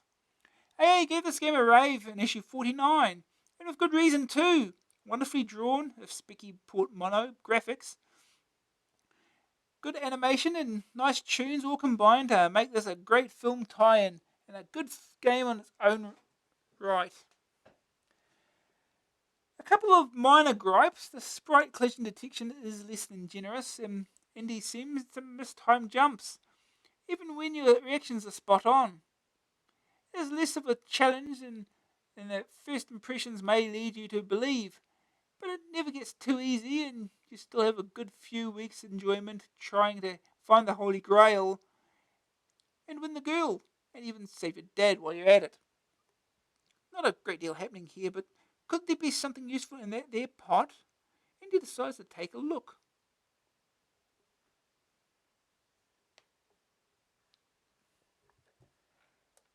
Ghostbusters 2. Ooh, the streets of New York are no longer the safe and wholesome place they used to be. Right?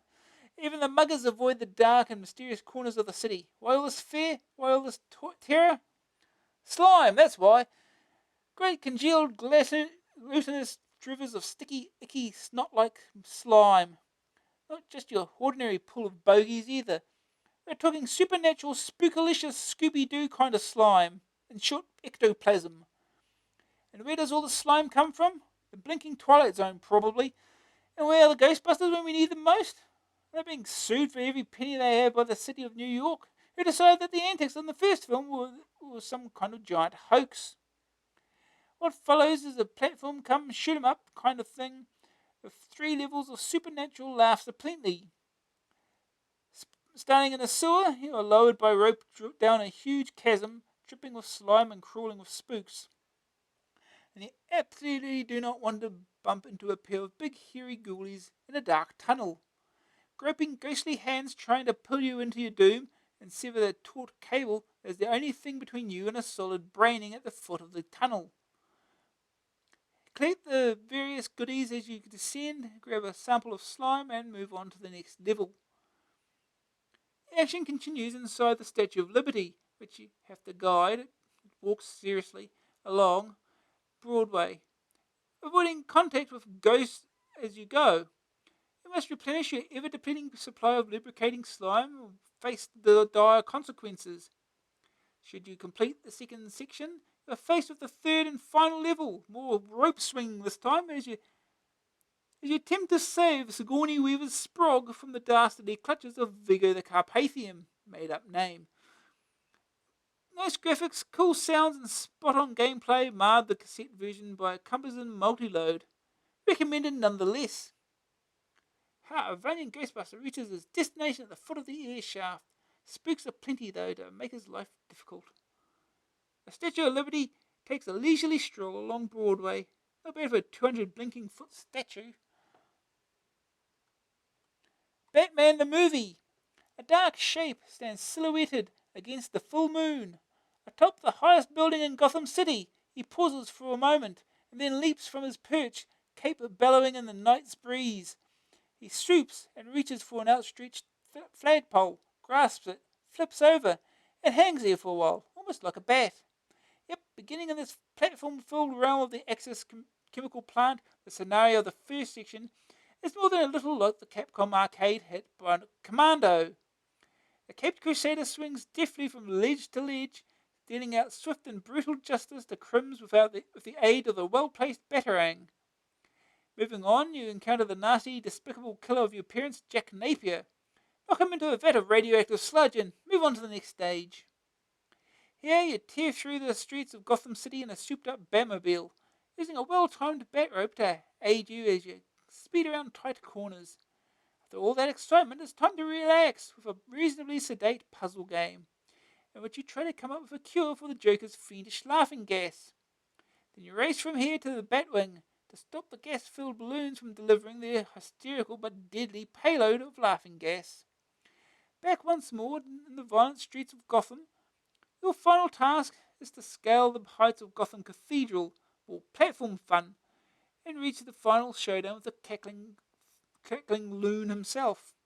Flawless in both design and execution, excellent graphics, and decent music mean that finishing the whole game will be a long but enjoyable job. Brilliant and quite unbelievable as part of the compilation. Vroom vroom, the Batmobile screams through the busy streets of Gotham to the final showdown of the grinning goon. Yeah, I think the other on screenshot there.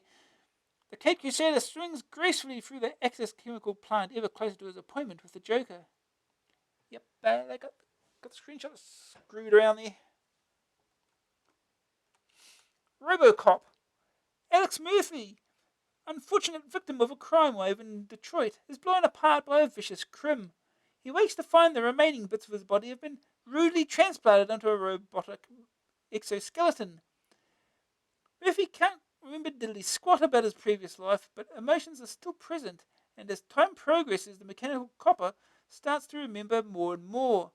Most of the things he remembers are about his death, and the nasty bad guys who killed him. Thoughts of revenge take form, and the near indestructible powerhouse begins his quest to track down his own killers. The game is a shoot 'em up of sorts where you stalk the streets of old Detroit, blasting the assorted criminals, using a varied selection of firepower ranging from fists to demolition cranes. Power-ups are available, including a very impressive assault cannon, capable of quite stupendous feats of destruction. The action is interrupted at regular intervals with a chance to calibrate your sights on a firing range, with your targets being actual felons rather than clay pigeons.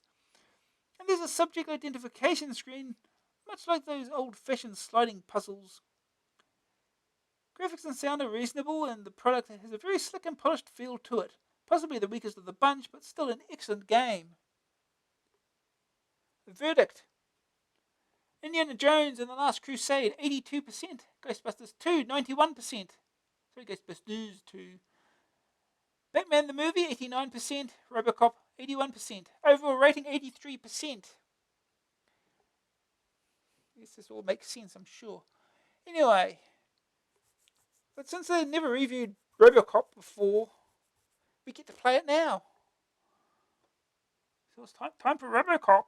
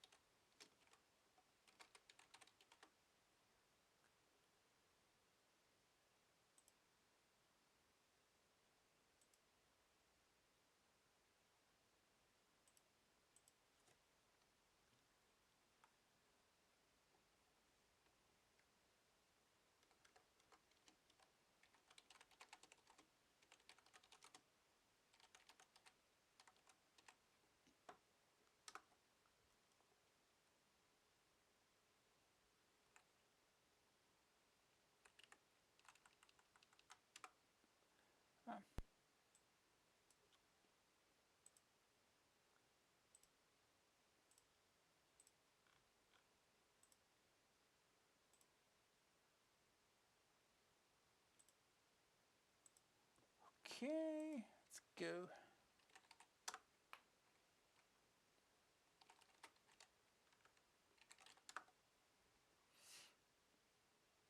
Robocop, trademark copyright 1987 Orion Pictures. All rights reserved. See the blockbuster video. Oh.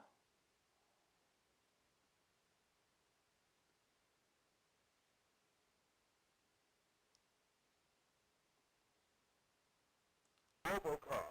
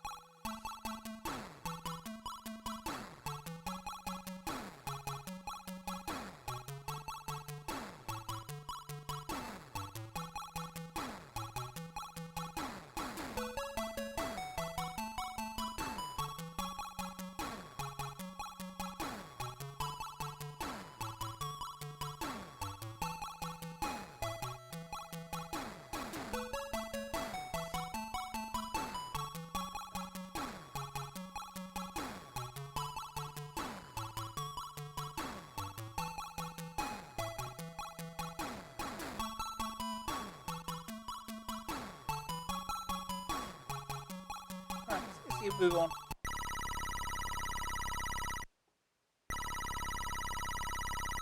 Serve the public trust. Protect the innocent. Uphold the law.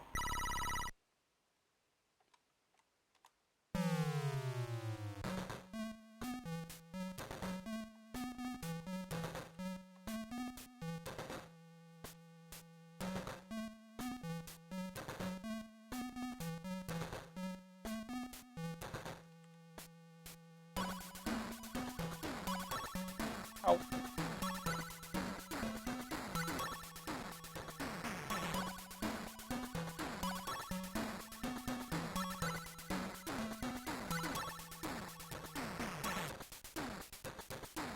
Ow.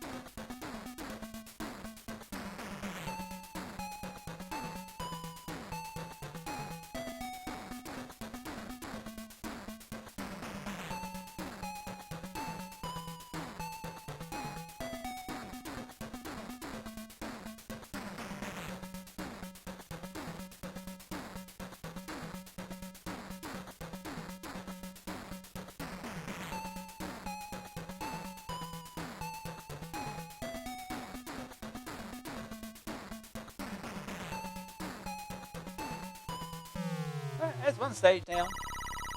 Check on progress. Rescue the woman.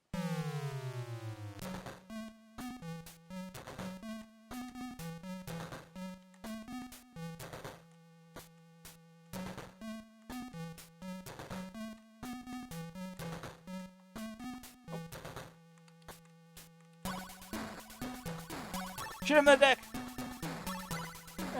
Oh, oops. Sit still so I can shoot you. Yeah. Stick the shoulder. It's easier.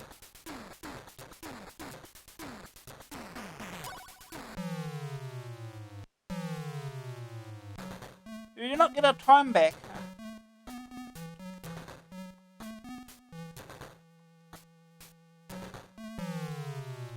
Where is he stood still? On patrol! Armed criminals at large.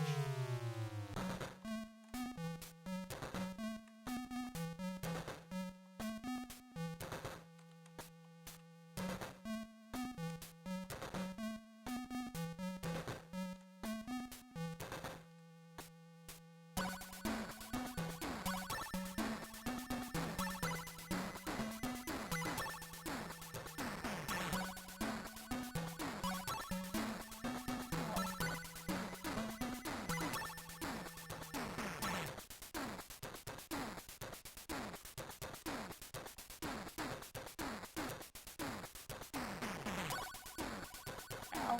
I'm dying.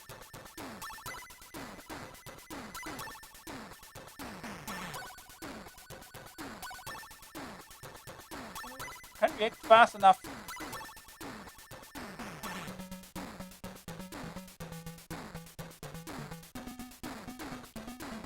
Oh no, we did.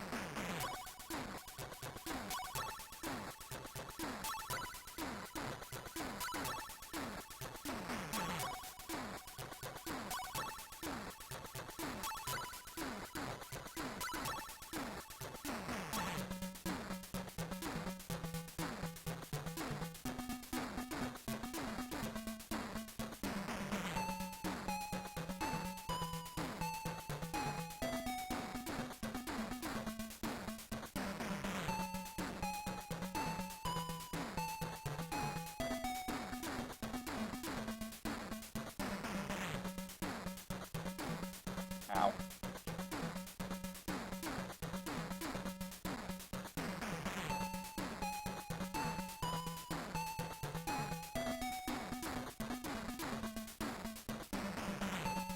Punch.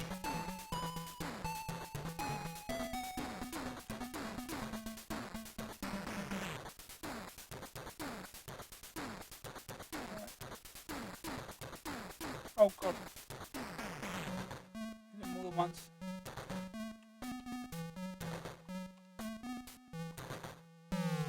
Alright.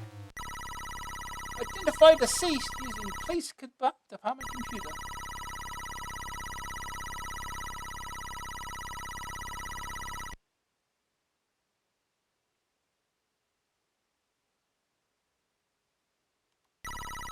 Import data.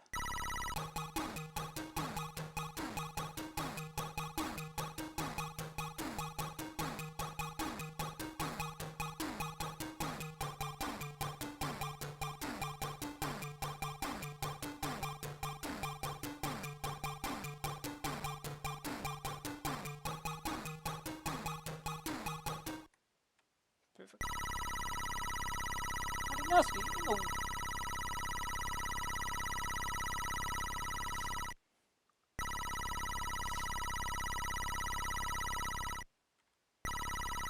Congratulations now, raid the gang drug factory.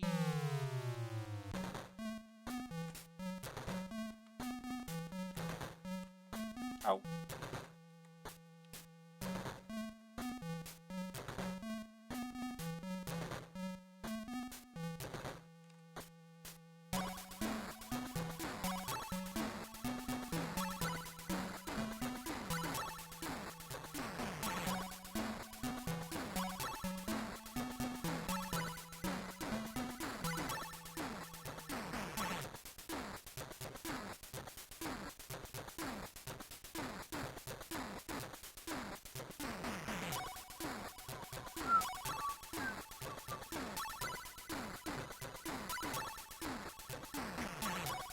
Ow.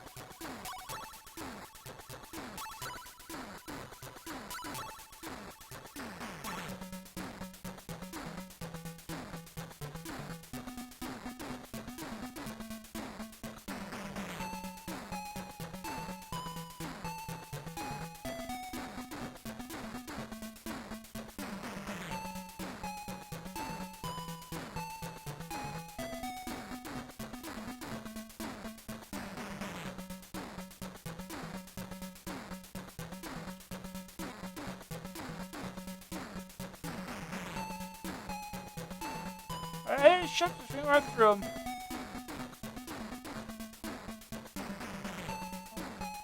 Oh.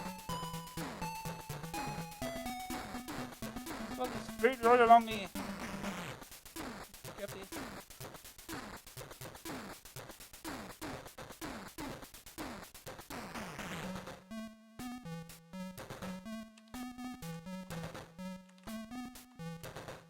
Oh no, right in front of the... Right there again, idiot.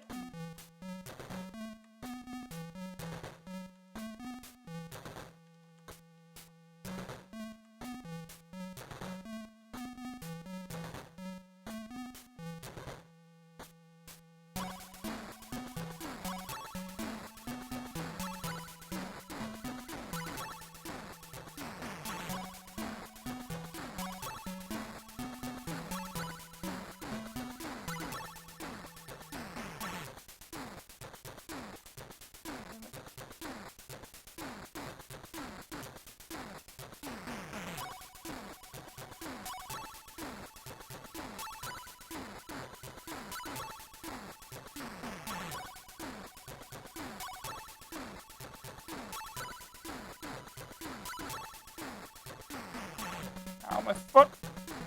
Damn it.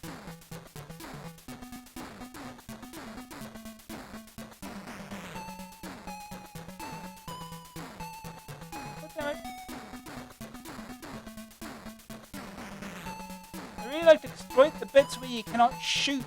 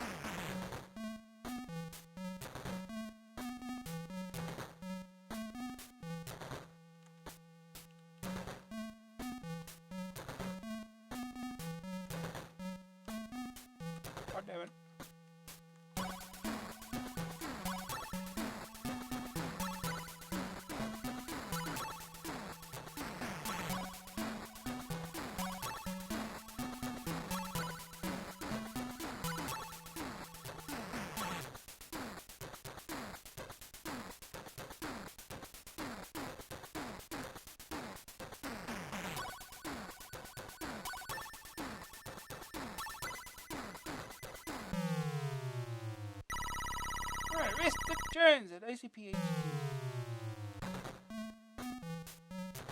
Or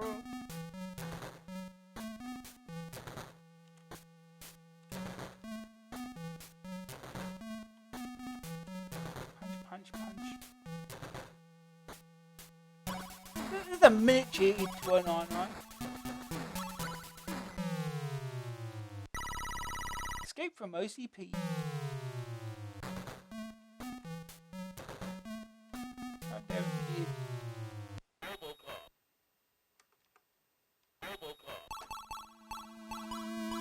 Hey, that's Robocop. We'll move on. Already running out of time as it is.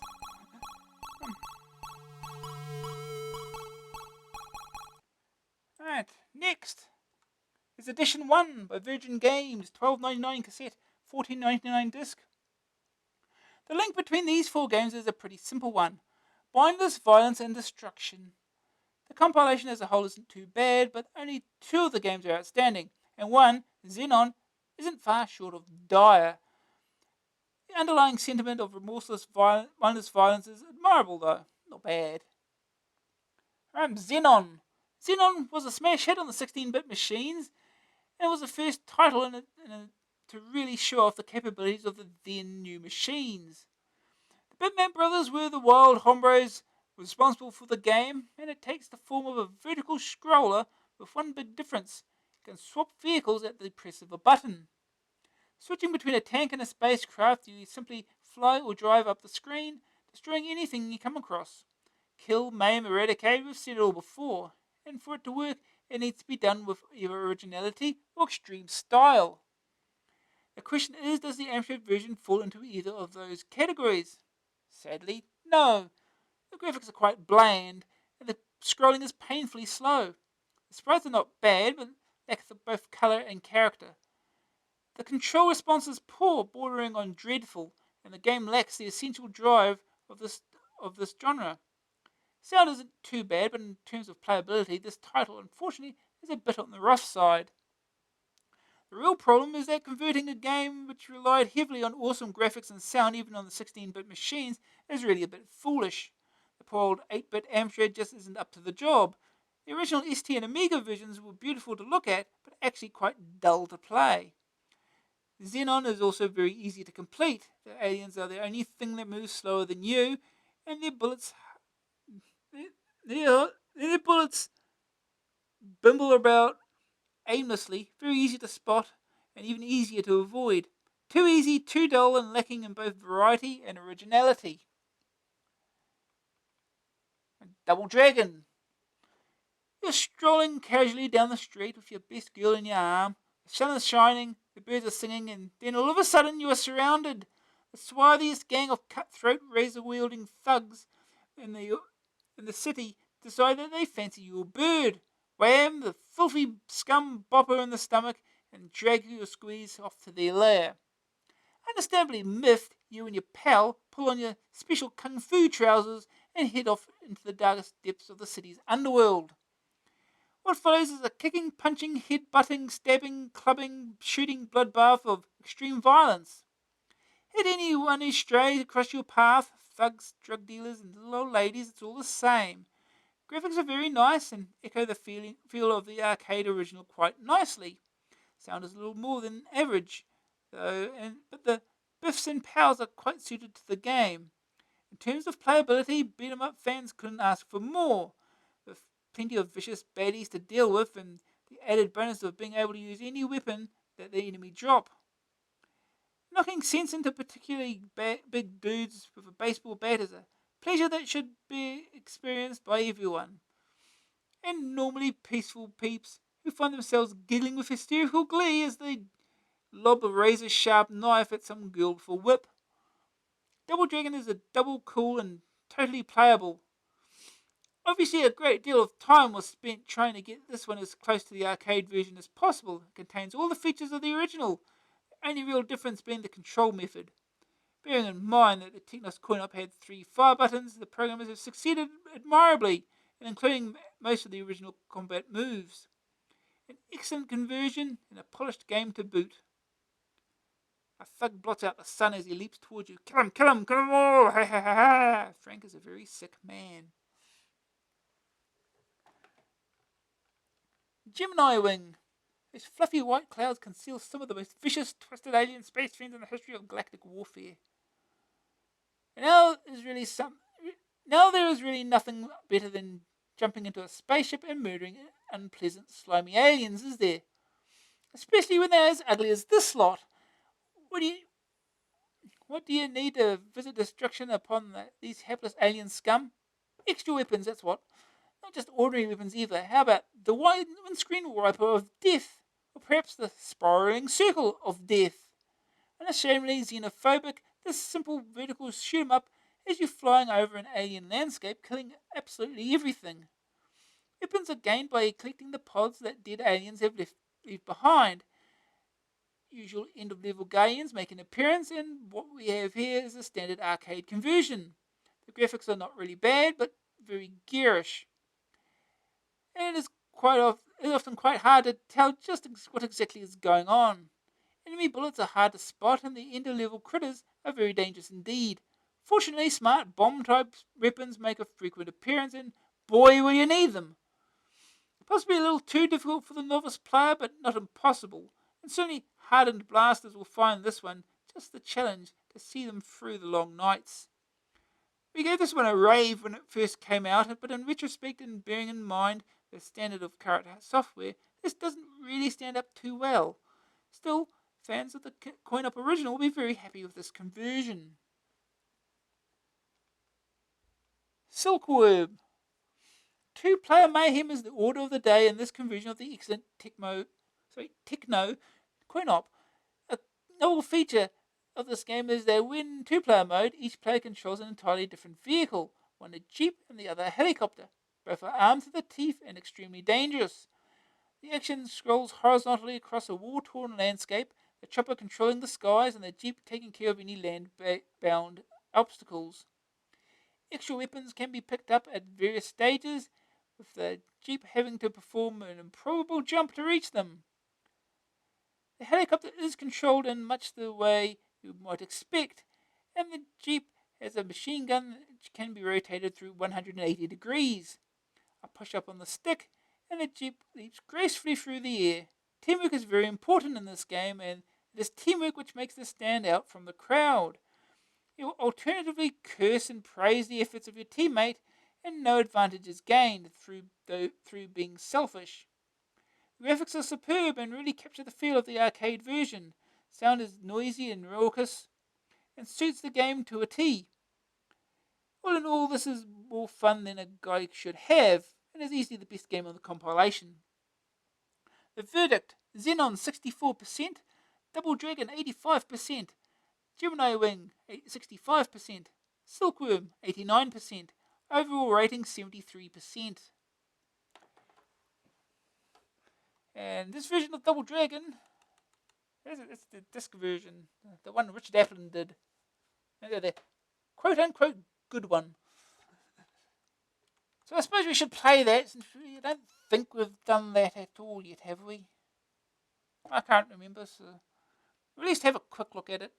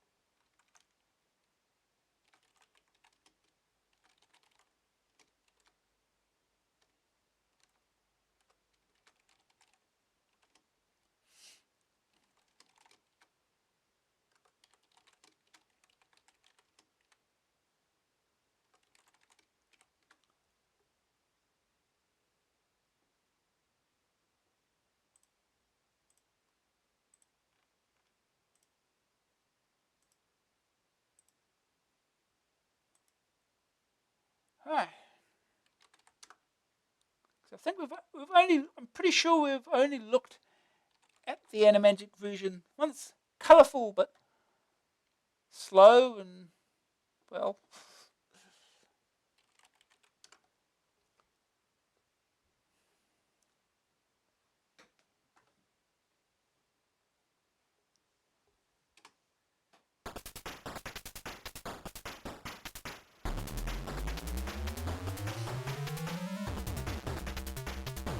No, we're not cheating.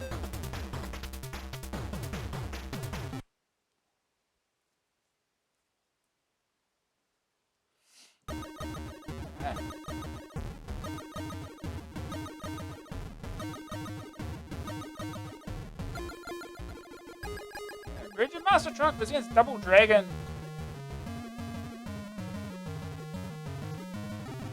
Oh, look at the graphics. It's hard to read the fine keys. A binary design production. Code Richard Aplin. Graphics the picture element. Music Steve Barrett. Licensed from Japan.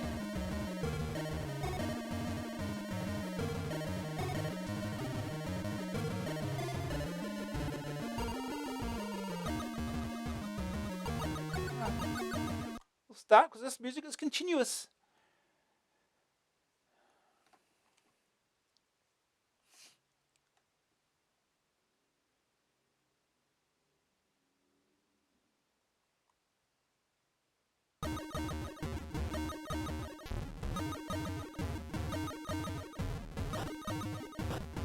Oh, well, yeah, when we're knocked down, you lose life. Yeah,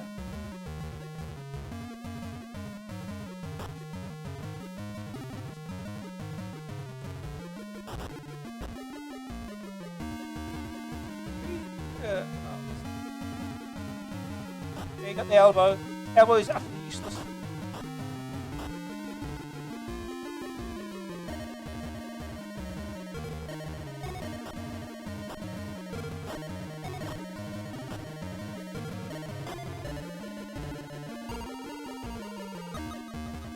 Yeah, right to the edge of the screen to move forward.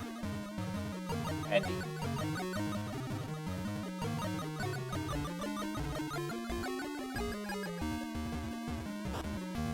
Do that too. Throws and knees look weird. That's a throw. Here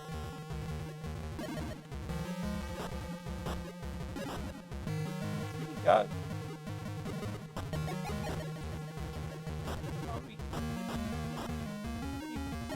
He found the baseball bat.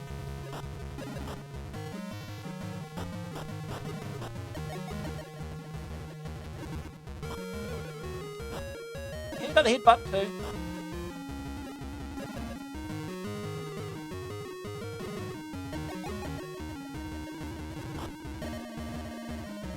My bad. Yeah.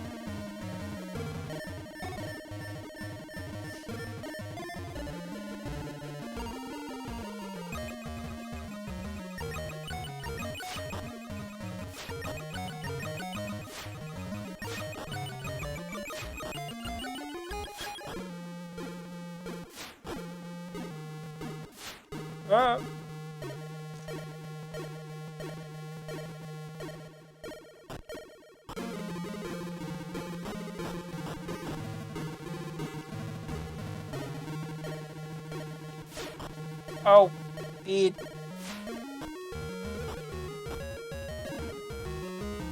Back, thank you.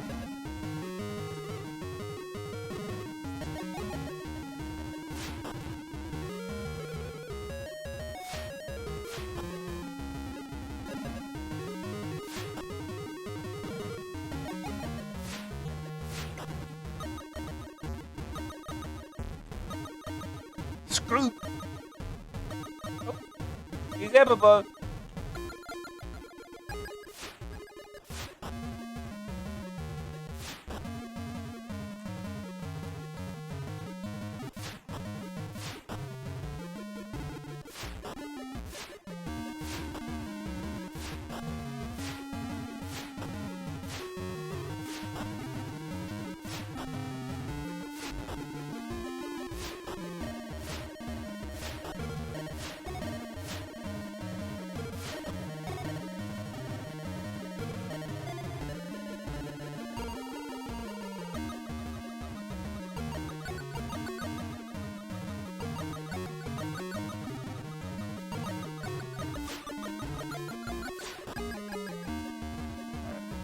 I'll have this back.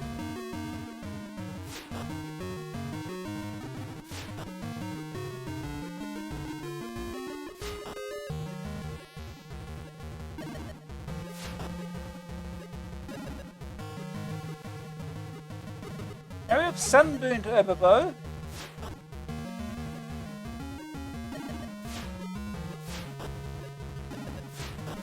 Go for the barrel one.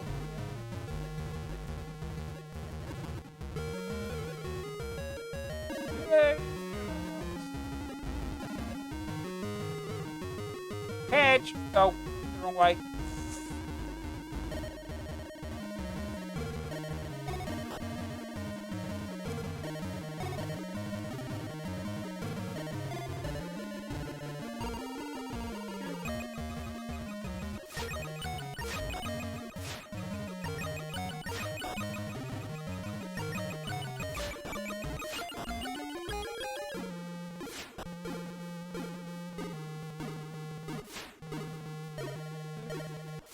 No.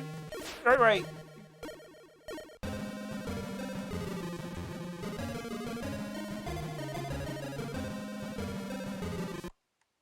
Hi. Mission 2. Can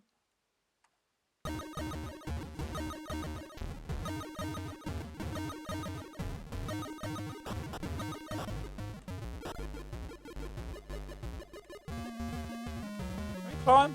Yes, we can. I know why you want to do that, but you can do it.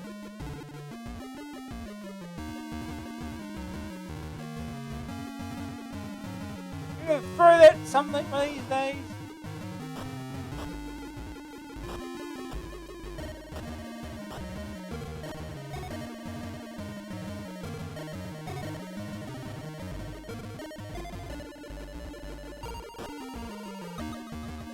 Uh-oh.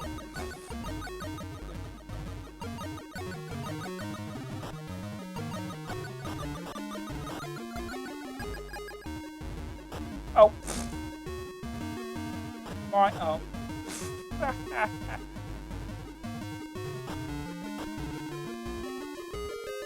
There. The back. Knife. Ow. What? Yeah. My knife. Pick it up.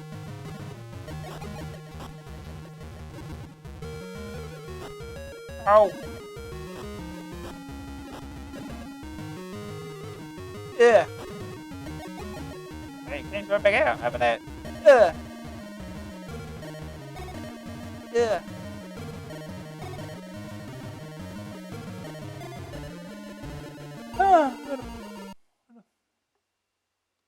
Little bots here to deal with.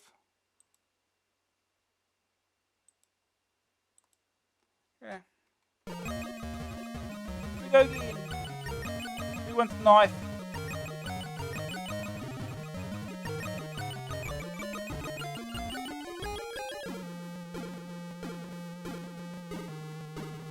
Yeah. Oh, we missed.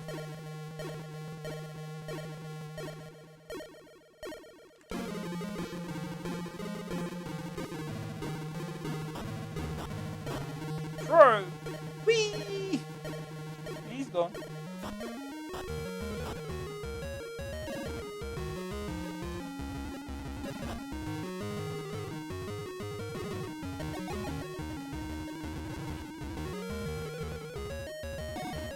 Oh, yeah.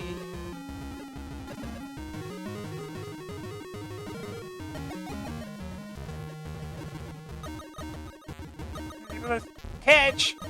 Where are the leaves?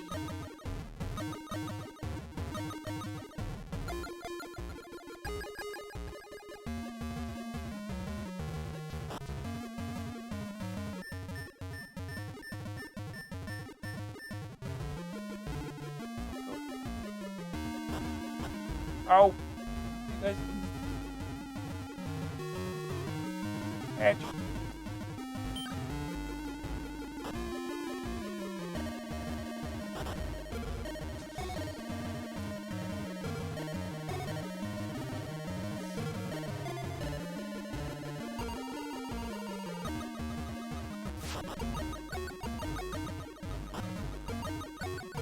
Alpha.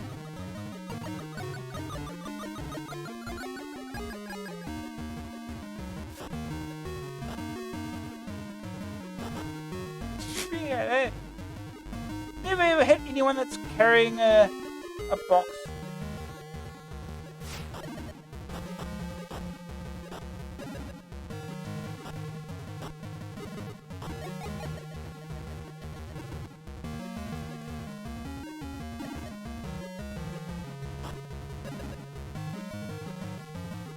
Oh god, it's still around. The box is still here.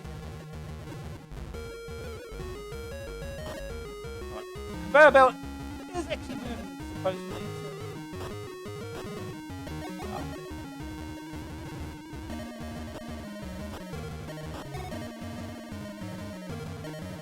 Yeah.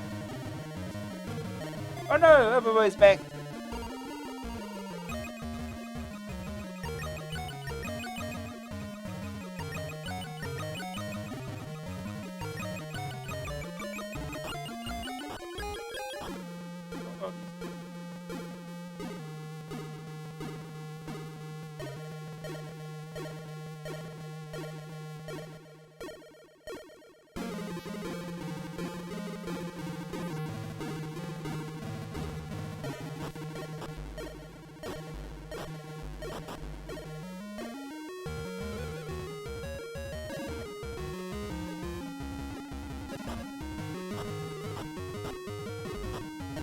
Ow. Ow.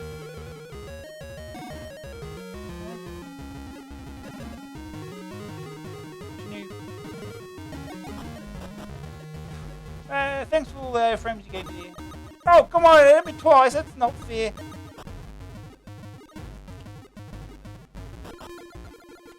My turn. Pick it up. Yeah.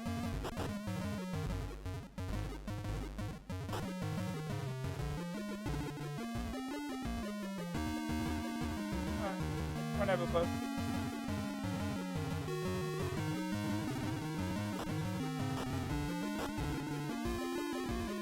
Yeah.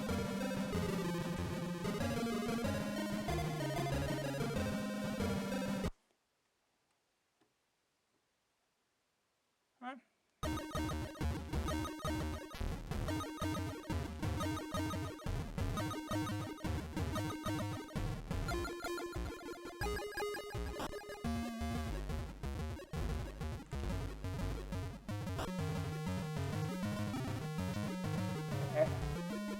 Catch!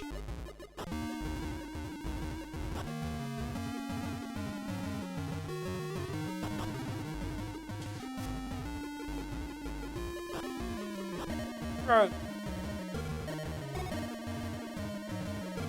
Back! Oh, watch over the...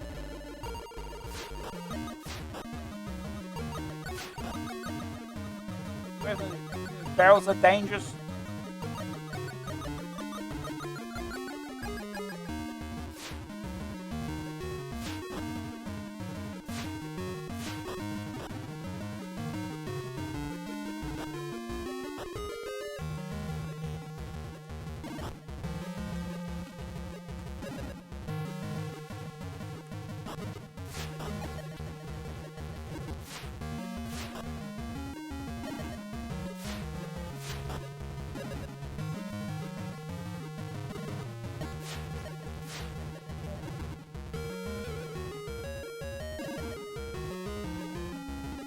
Oh.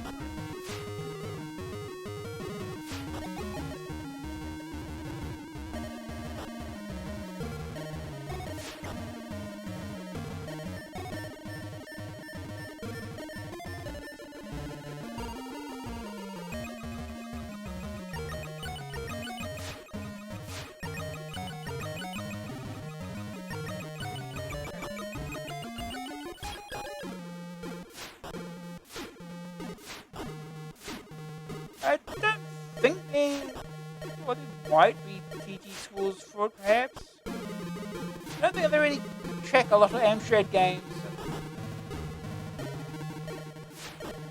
Hold on. Ow.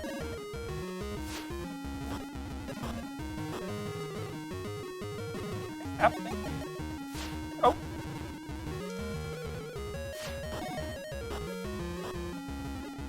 Knife.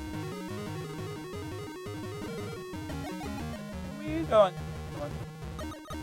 Yeah.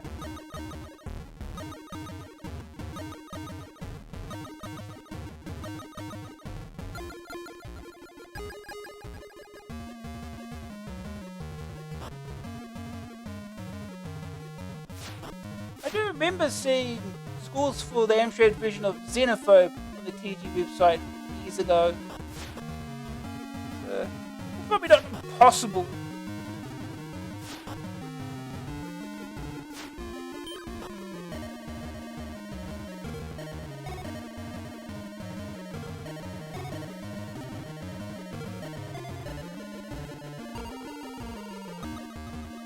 Oh no, it's the fridge.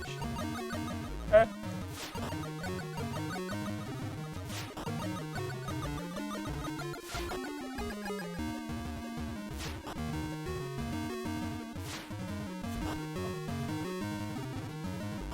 Oh, good, stop it.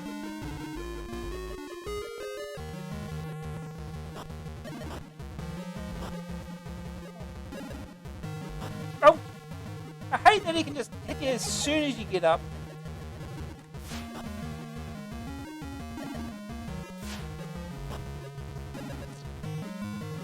What? Just... It's like all sorts of fear. Yeah.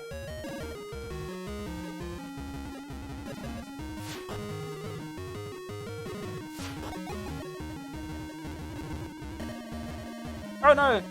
Sunburned from above. Oh.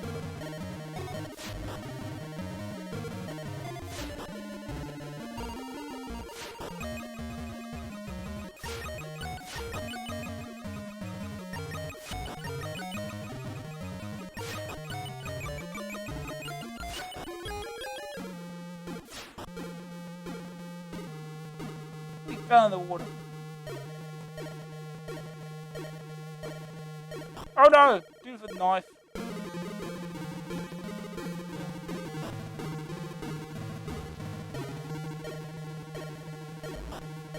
Hello is useless. It's useless. Useless move in the game.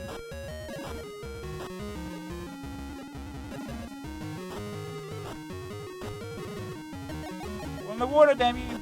Oh. Stop it. That again.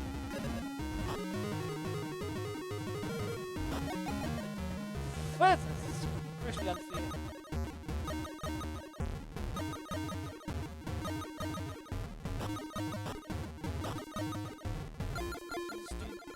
Yeah. Yeah. Yeah. Down in the water he goes. Do I have to get you?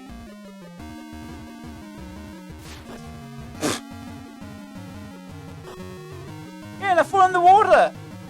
Good job! Oh.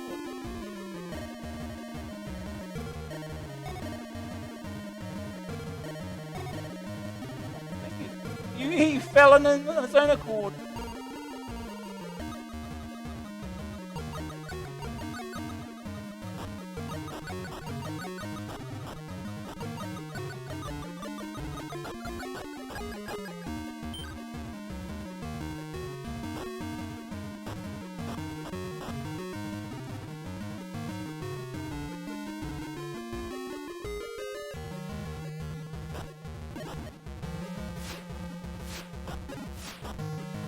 Can't hit you when you grab an opponent. That's interesting.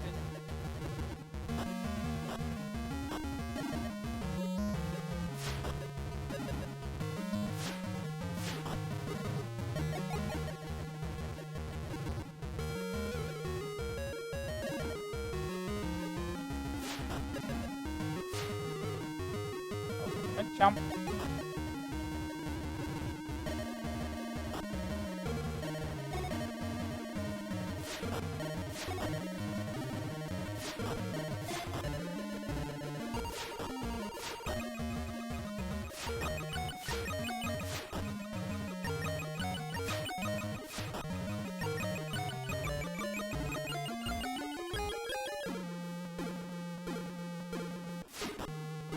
Alright.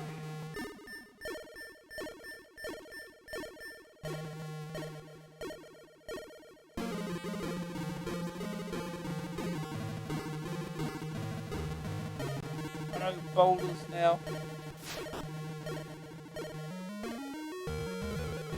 Pick up a bat. Come on, I need to take this bat. Oh no. Didn't move that time.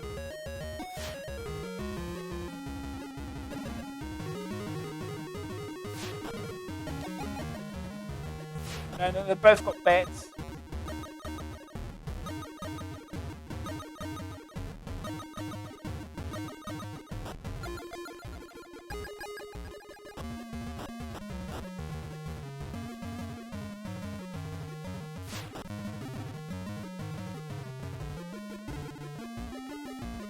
Oh no, Sunboon Herbibo's back.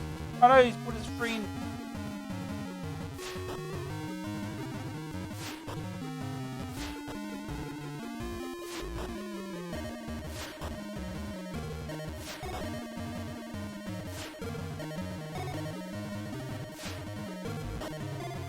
Uh-oh.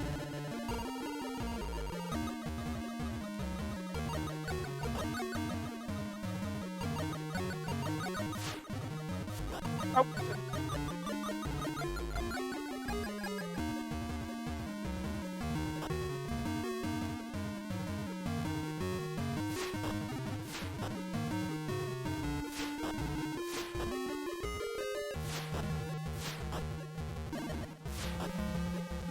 Huh. Boom, boom, boom, boom, boom.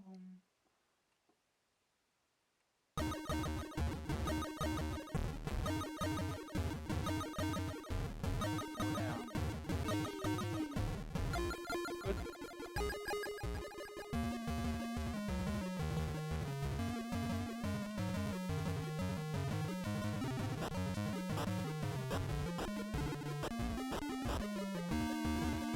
Action.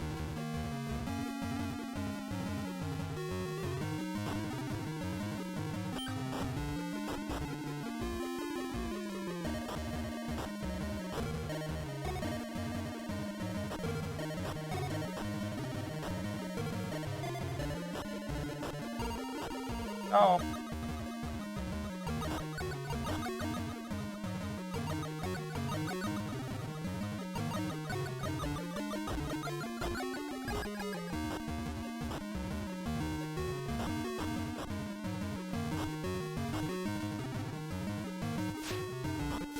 Oh, God.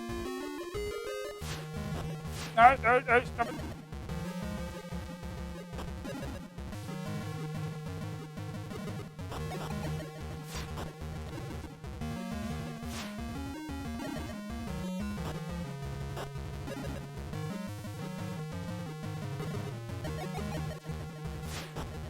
Really?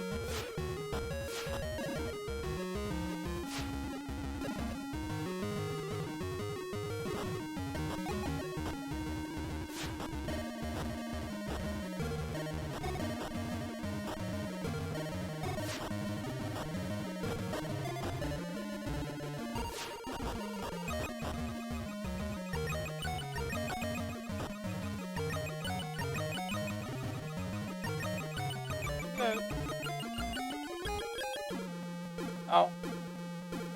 Oh.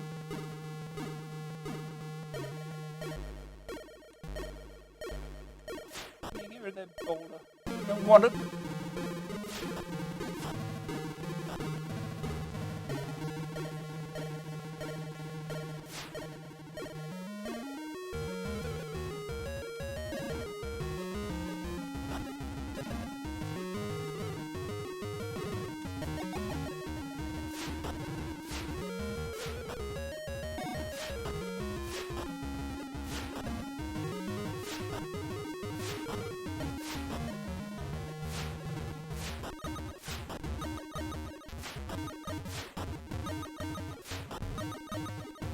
How can we go up?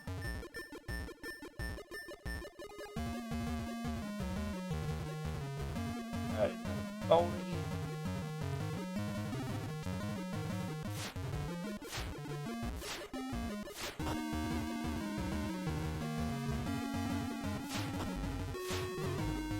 Oh, God, he's throwing it already. Can't really do much about that.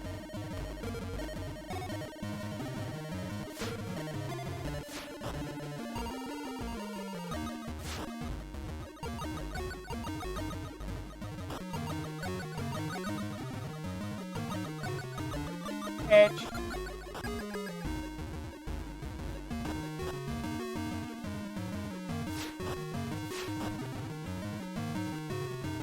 Alright, now we've got Hulk overboard.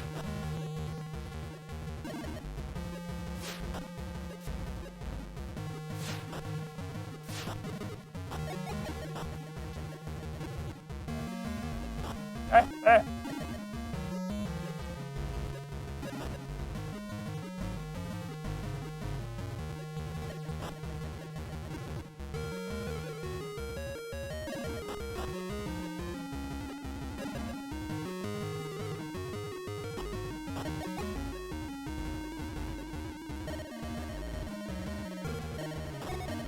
Yeah! It killed his own dude.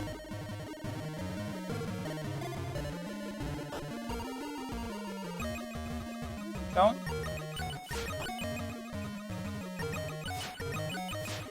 Where are you going? Oh.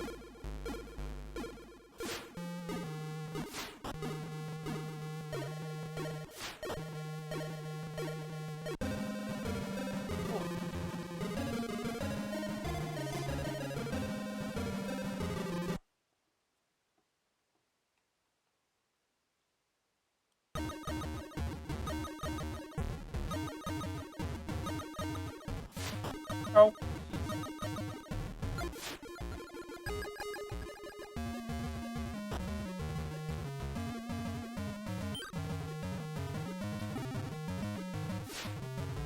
They're gonna go get the knife, aren't they? Yeah.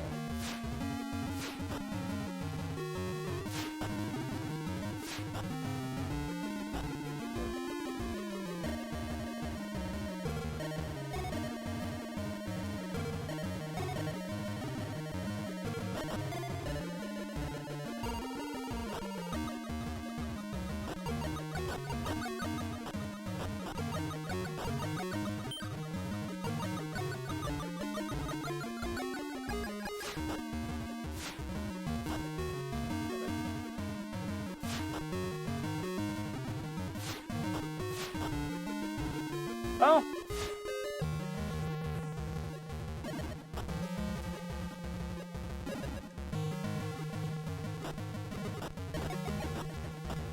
Oh, that was fun.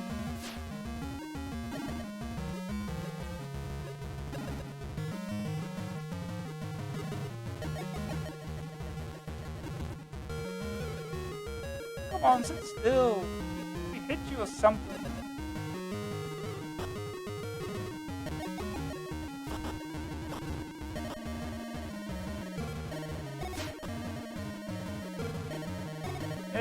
Any of the backgrounds do anything here? I probably expect no.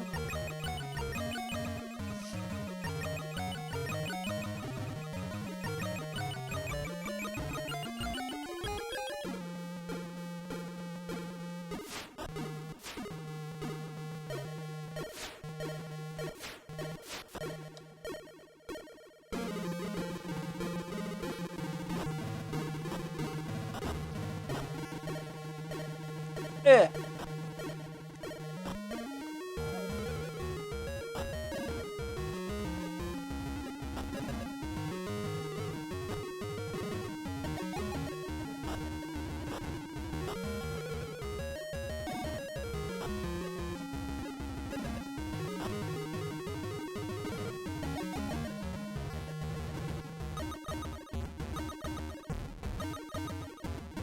Catch.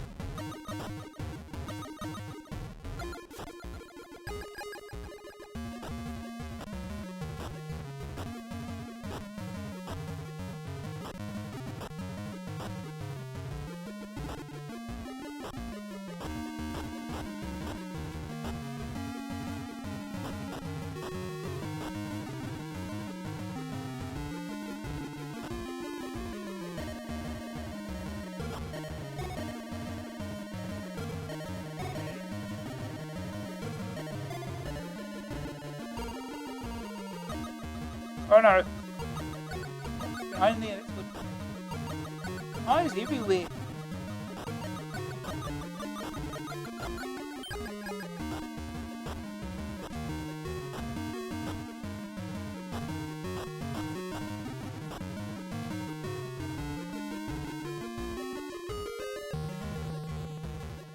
Oh. Oh no.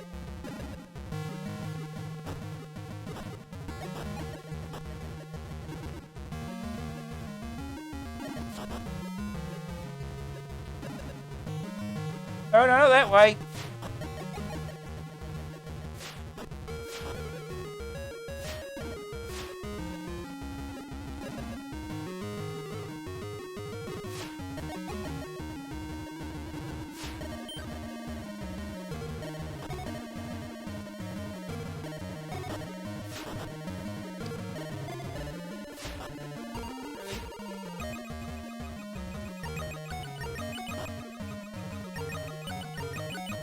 Oh look, you got a bat too.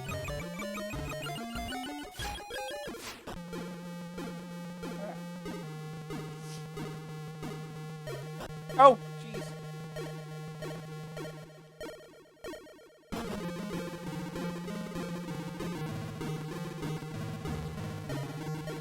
Four enemies at once.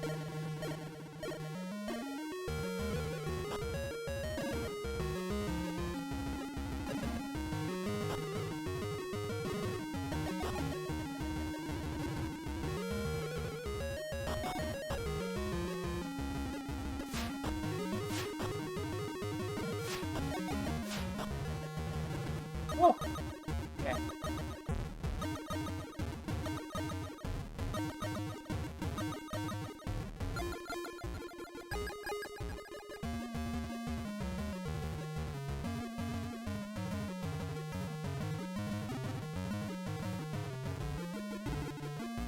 Good. Oh no. Oh, we're out of credits.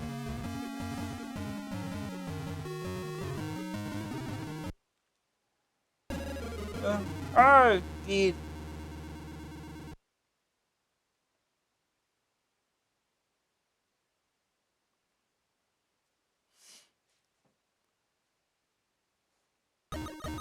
Um.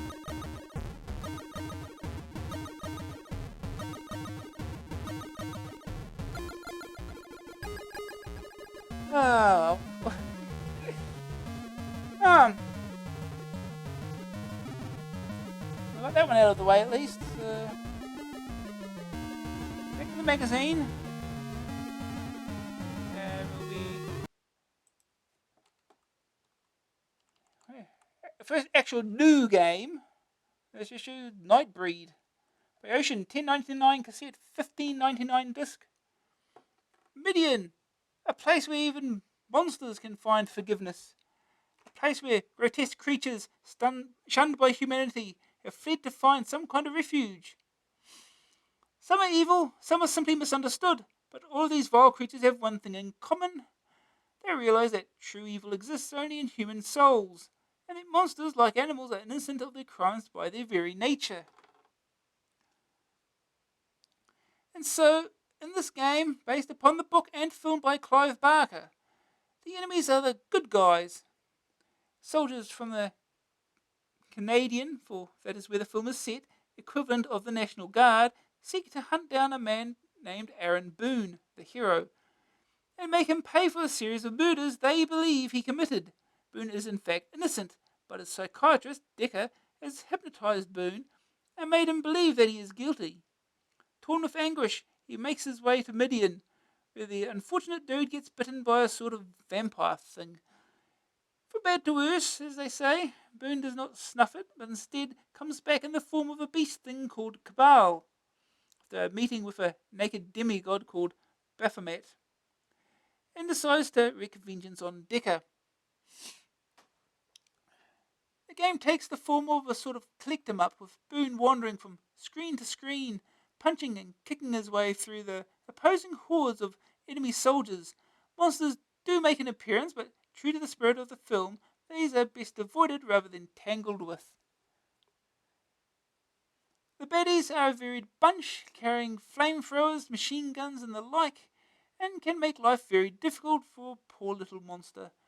And you will soon find that the attraction of a beat 'em up seems to gain something when the enemy are armed to the teeth. Rip their faces off and watch the suckers bleed. Ha ha ha! Get this man a doctor. All is very well running around, killing everything that moves, but there is a point to this game, and don't forget it. Get the keys to Baphomet's domain, reach the big oily critter himself, and gain the power of Cabal. Once transformed, you become rock hard and dangerous to know. Transformation is essential if you are to beat your arch enemy Decker, who you will meet in the final showdown at the end of the game. Decker is a nasty piece of work and is more than capable of taking off your head with a well aimed swipe of his chopper. So more than a little caution is required. The graphics are very well done, colourful, and very atmospheric, really adding to the gameplay. Sound is reasonably good for a creepy opening theme, and spooky sound effects throughout. The gameplay, however, is not quite what it should be. What there is really very good, but for this type of exploration-based arcade adventure, the average punter requires more than a little variation, and this game is very samey all the way through to the end. On the plus side, it does play smoothly, and progress is simple and easy to make. The game follows the plot of the film reasonably accurately. All in all, a reasonable game, and a must for fans of the movie. First day target score, find the keys.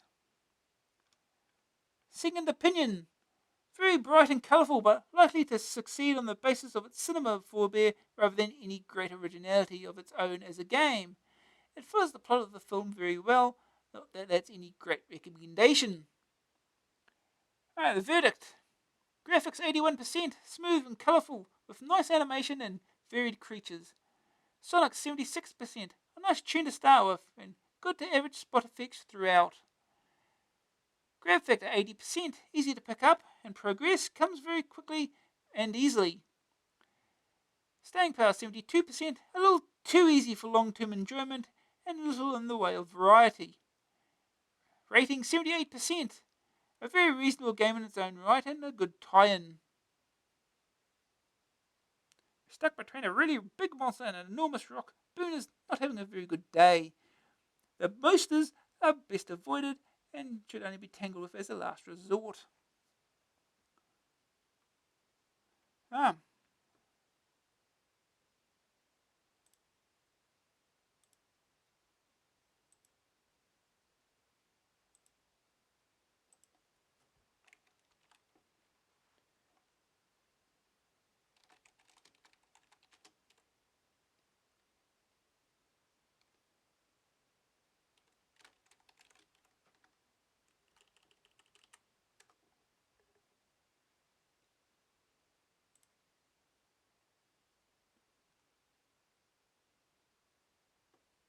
Right, I have to use Virtual Machine to run this one.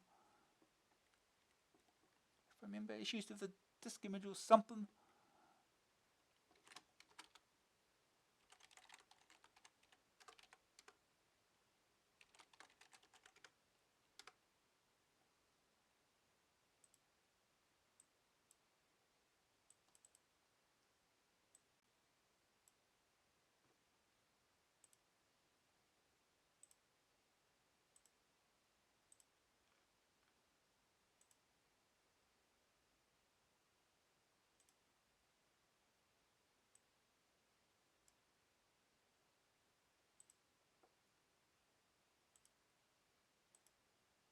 Alright. Insert the disk.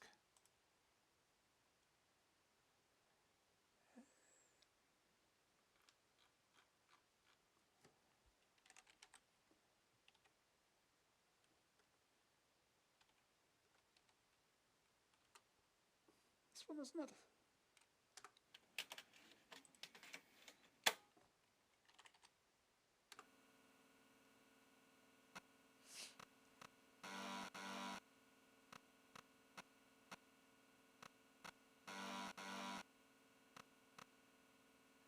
Write one of these.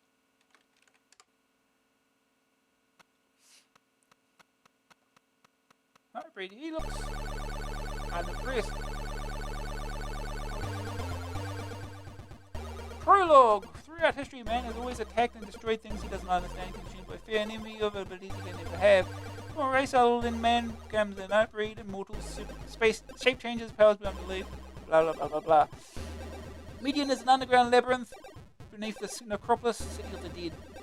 The centuries, Midian faded into legend, a secret kept by the mad and condemned as a place where all sins could be forgiven. Foretold in the history of Midian can become a man bringing death and destruction to the Nightbreed, but will ultimately save them. A boon destined to become the Baal, savior of the Nightbreed. The aim is the total destruction of the Nightbreed. You have come to Midian to seek forgiveness for a series of murders you believe you have committed. In fact, Dr. Decker is the multiple murderer, and in the form of his alter ego, the Mask, has come to Midian to kill your girlfriend Laurie, the only witness to his vicious crimes. Nightbreed have a darker side in the form of the Berserkers, wild creatures who will destroy anything, even other Nightbreed. For this reason, they're locked up in the bowels of Midian. Okay. Credits. Nightbreed by Clive Mark, a game scenario by Impact Software Dev. B Limited, and image animation. Game coded by Impact Software. C. Carey, M. Rogers. Graphics by S. Carey.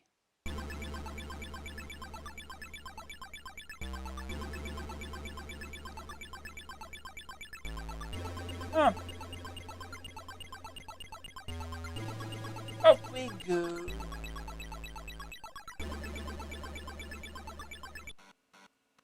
Loading.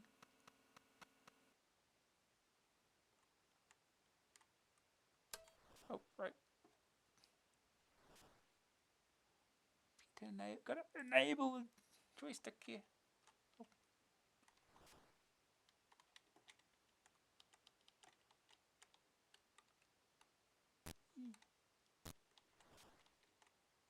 Alright. Which way do we go? Do we go left? We can go left if we want to. Oh, stop it. Yeah.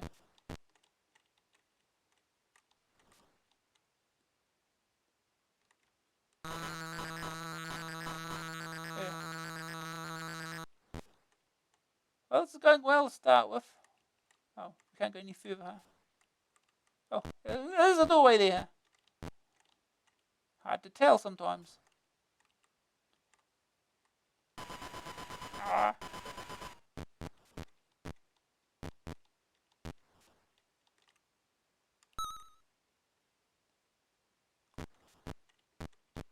Oh, hands! Oh, grippy hands.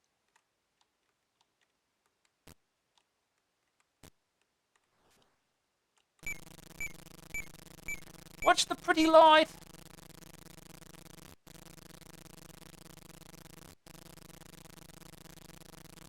Okay, let me get up again. Go down the hole. Whee! Loading. Whee! Let's fall some more. It's apparently... Oh, stop it. Well, that's death.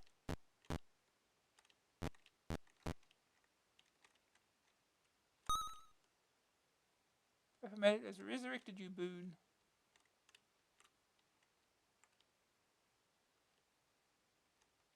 Can't go through here, okay. Ah!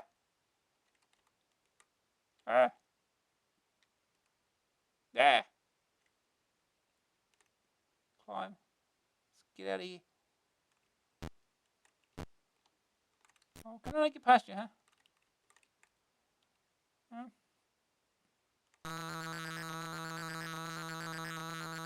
Ah! Ah!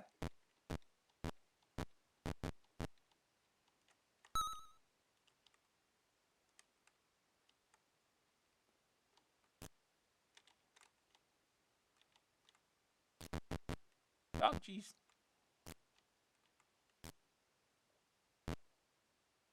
Wow. Whee. Oh, jeez. Okay, he can stop now.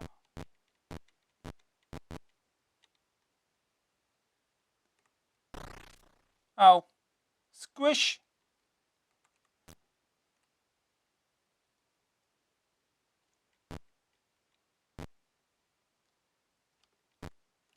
Come on, stop it.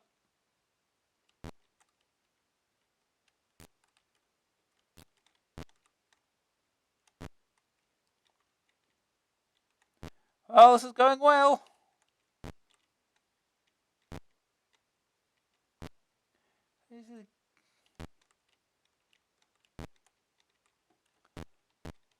We're just getting sent back and forth here, aren't we?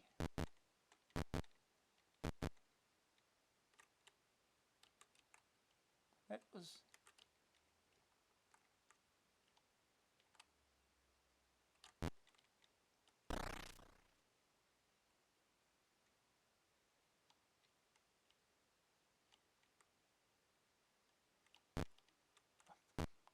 This comes back, huh?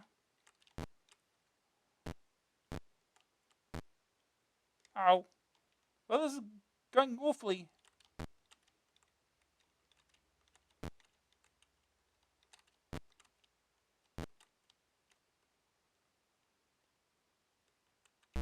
Frog!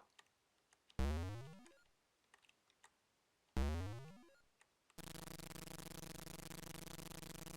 don't know what that is. I don't think I can make that jump.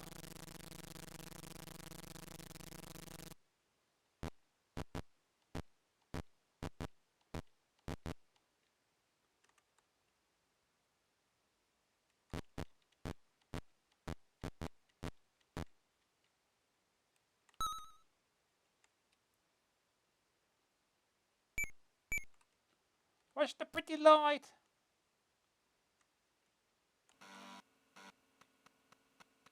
Loading.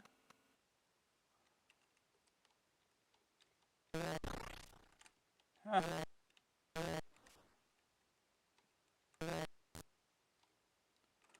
Can't jump that way. I'd like to be able to avoid everything, but I can't jump over it. This keeps falling over.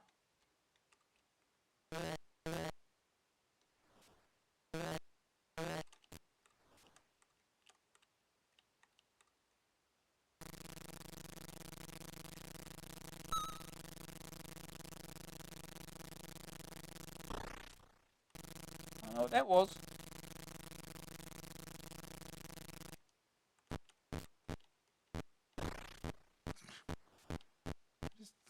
Just dying over and over.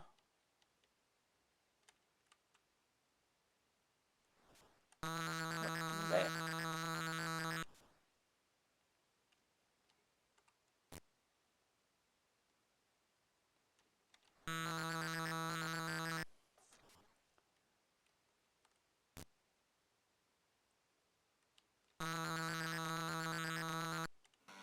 And we did. Wonderful.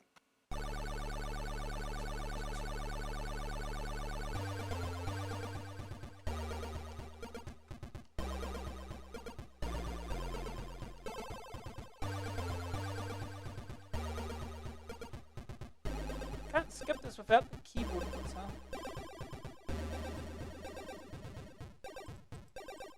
The one will go. That'll help. Not that it'll help.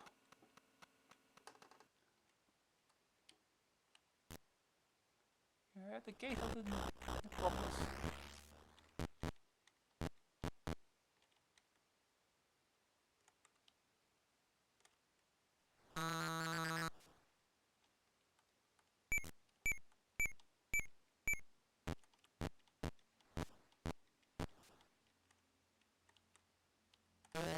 Oh, you again, huh?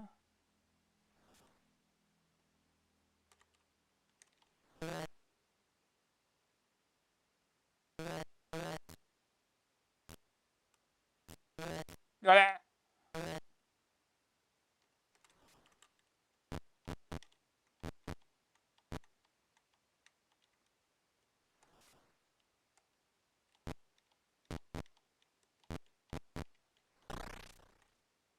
Whee! Down we go again.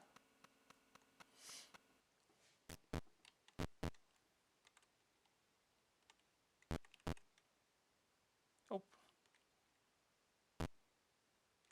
Oh, we're just here again, huh?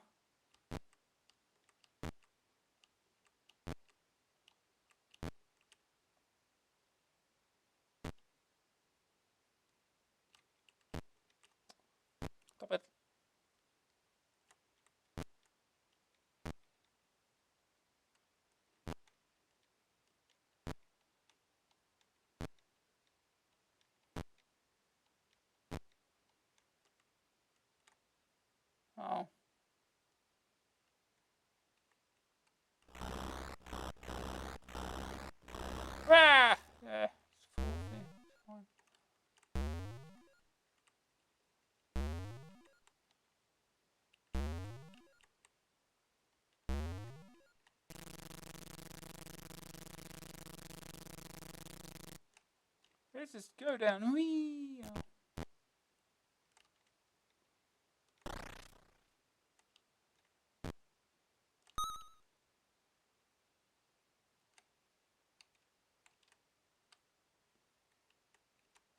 Oh, climb, thank you. Climb.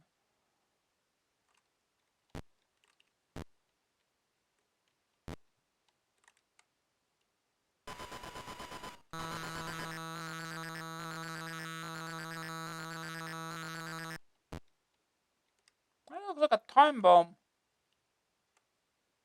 It goes off when you go near it, because that's what time bombs do.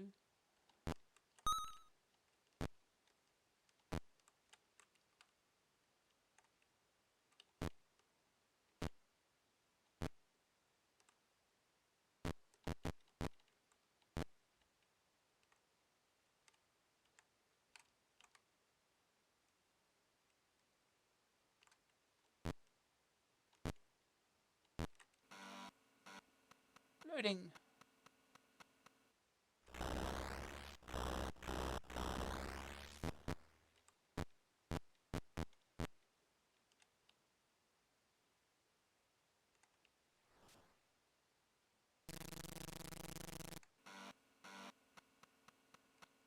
Wait.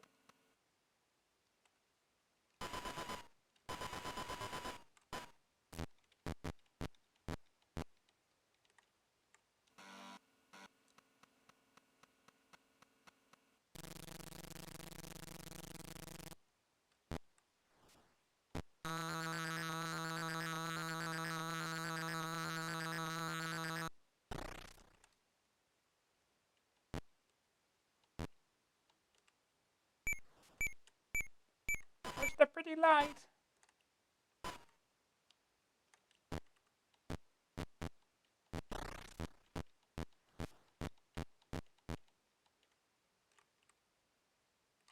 Oh, jeez, what is that thing?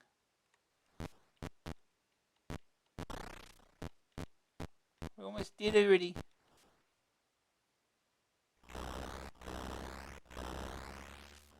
Oh, yeah! I think I'll go through there.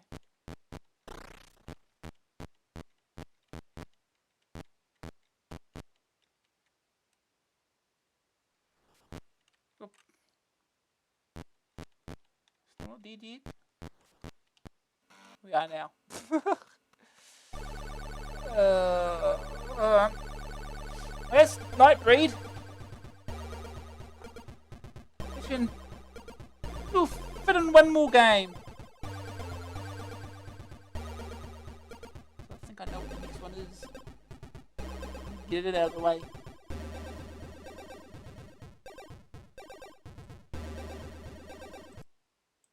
Alright, next game is... That's Chips Challenge. For US Gold, $10.99 cassette, $15.99 disc.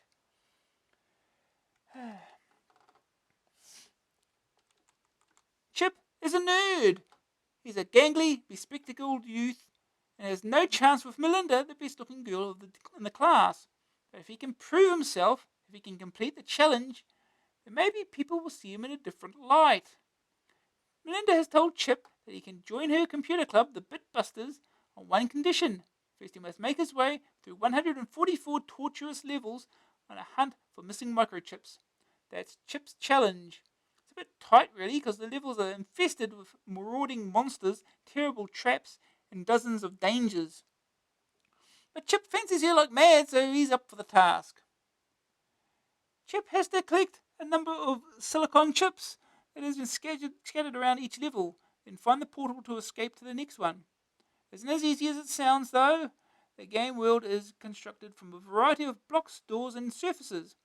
Chip has to learn how to interact with all these and figure out the puzzles. Normally, the floors are made up of metallic tiles. However, it could be that you have to negotiate ice, causing you to slip, conveyor belts that propel you along with little control of your destiny, or worse. There are plenty of objects to help you out on your journey, though. A pair of cleats will let you walk across the ice without slipping uncontrollably, and a fast suit allows flames to be walked through without harm. Other things that help you on your way include keys to get through the colour-coded doors and blocks which can be pushed around to form bridges, or which may be hiding yet more useful collectibles, or death. All these components are laid out in such a way to produce a huge variety of puzzles that will make your brain explode. Yuck. There are a few features that are missing here that you'd expect to find in more conventional games. It makes sense too, there's no score for a start, and who needs one? The game is played to get further and further through the levels, not to tot up points. And the usual lives counter is missing. If you get killed, you simply start again. You can replay the same level over and over again until you turn the computer off. On subsequent plays, you can get right back to where you last got to, as each of the levels has a password for instant access. Some of the levels are huge, many times larger than the screen, and the computer has to update lots of things while the game plays.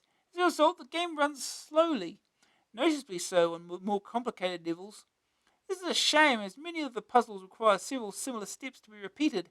The sluggish pace makes this a tedious process. The graphics are very colourful. They are rather blocky though, and it's hard to make out what some of the objects are. This does allow for a large amount to be displayed in a relatively small area. The world of Chip's Challenge is viewed through a scrolling window that moves to keep up with Chip's progress. Chip's Challenge is an incredibly addictive puzzler. The large number of objects used in the game means a staggering variety of puzzles have been created, each on the whole very different from the others. The slow speed that the game runs at is disappointing, however. Fortunately, this is not fatal. The puzzles are just too addictive for that, and it is really impossible to tear yourself away. Besides, if you do solve all 144 puzzles, who knows what you and Melinda will be getting up to. That's enough of that. First aid talent score. Reach level 20. Now, on the levels 1 through 8 are training levels. They are fairly simple in construction and are designed to gently ease you into the game.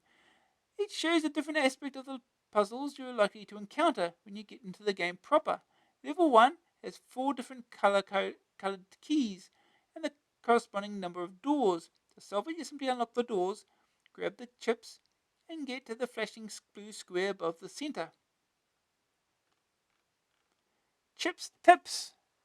Each of the 144 levels that make up Chip's Challenge has plenty of problems, predicaments, puzzles, poses, pickles, and other things beginning with P to torment, tease, trouble, torture, test. For heaven's sake, get on with it. You'll have to work out the way to solve each level individually. However, there are general hints and tips that can be applied through the game. A password is given for each level. Make sure that you make a note of each one, or you'll find that you're replaying levels that you've already completed. Look under blocks. There can sometimes be things underneath them. Careful though, sometimes there are nasty things hidden there. Move blocks carefully. It's all too easy to push them into a corner where they get stuck. If a level is particularly difficult, make a map. Obviously you don't want to make one for every single level, there's far too many for that. But it will make the world of difference to some really troublesome screens. Timing can be crucial on some levels, but it's equally important that you think about what you're going to do to solve it. Use the pause key to give you time to think. Monsters usually move in predictable patterns.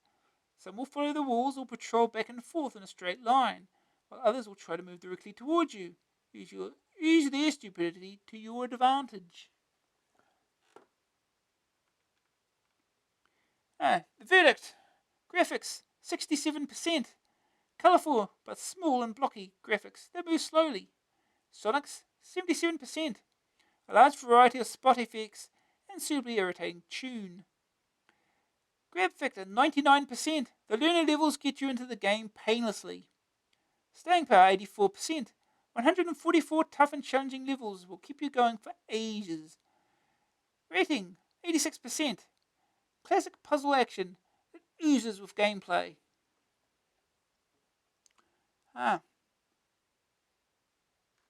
Who poses use gold? So it's an Epic's game, isn't it?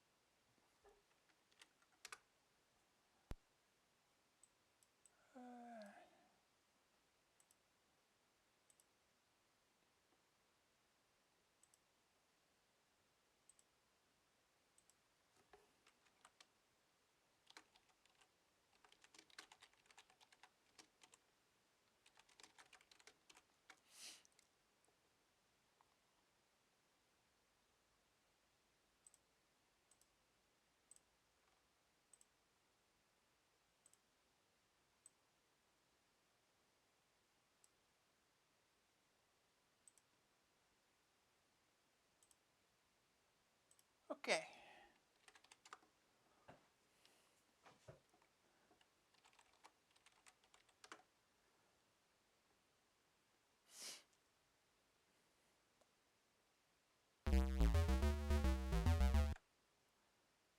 Start level 001. Look, I just push return for the first level. Chips Challenge. Copyright 1990 Epics Inc.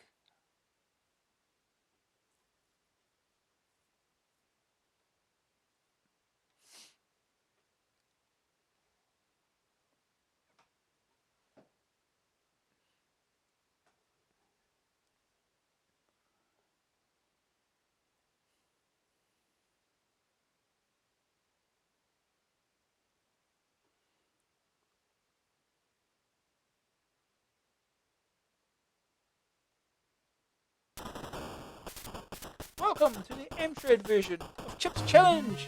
Trademark. Copyright 1990 Epics Inc. Converted by Images Software Limited for US Gold. Written by Tony Mack. Graphics by Adam Clark. Music by Dave Whitaker. Original design by Chuck Somerville. Special thanks to Jason Lehow, Bob Amore, Carl Jeffrey,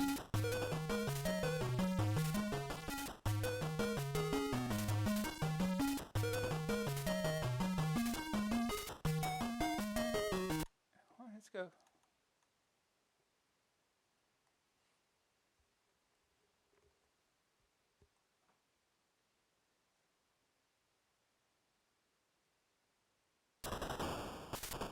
Ready, Chip? Ready, Chip? The Callahan suddenly stops eating lunch. Melinda the mental marvel is sitting down next to him. Melinda smiles. Chip, she says, if you finish the challenge, you can join our computer club, the Mythbusters. Chip has been a distant admirer of Melinda for a long time. Chip crunches his bag of pretzels and gulps. I'll do it. If there's a code for the starting level, press fire to begin.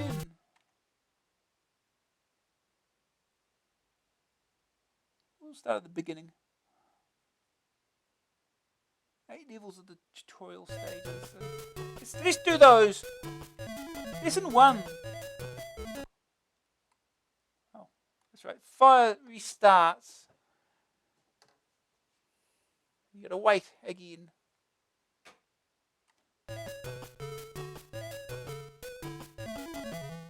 Collect chips to get past the chip socket. Use keys to open doors. You can pick up more than one key of the same colour. I don't have a key yet.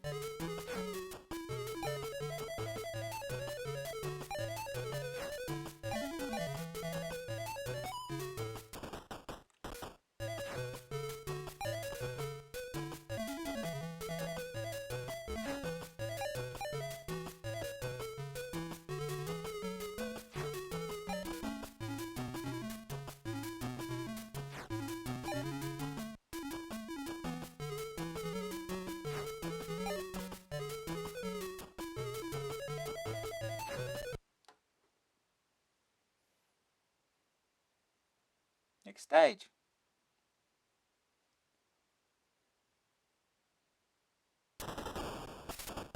Let's try. Listen 2. Push blocks into water to make dirt. Shuffle monsters. So the trick with this to walk on it before you can push another block onto it. If you leave it as dirt, it you can't push onto it.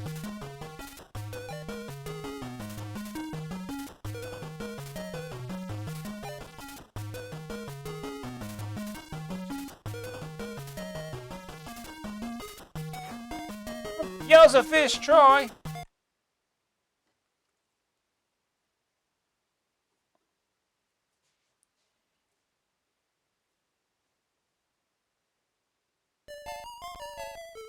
Lesson 3. Magnet for force floors. Heat shield for fire, water shield for water, cleats for ice.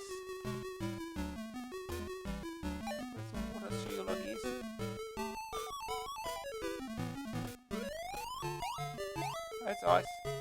This is water, isn't it? That's the cleats. Fire shield. The fire. Maybe for the fire belt. Where's the end? Up there. Go follow the conveyor belt or something. There it is. Yours on the first try.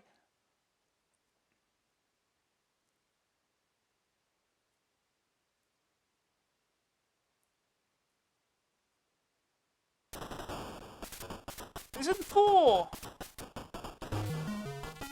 The blue button controls the tanks, the green button toggles the walls. Sometimes things are hidden in the blocks.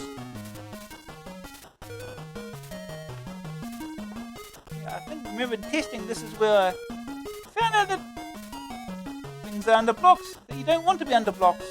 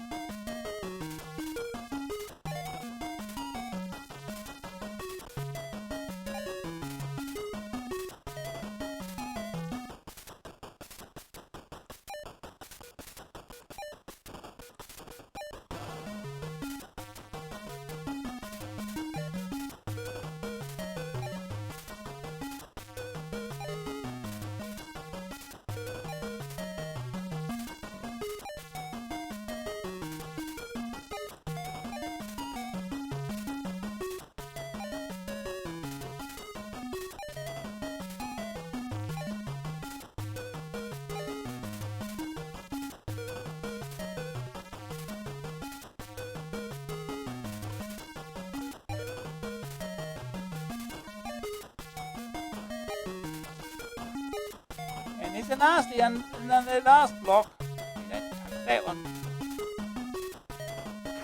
It was as far as I tested.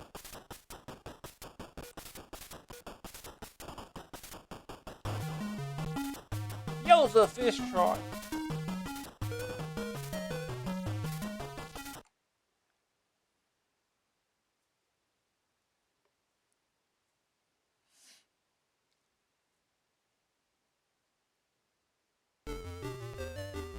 Lesson 5. The red button controls the clone machine. The brown button opens traps.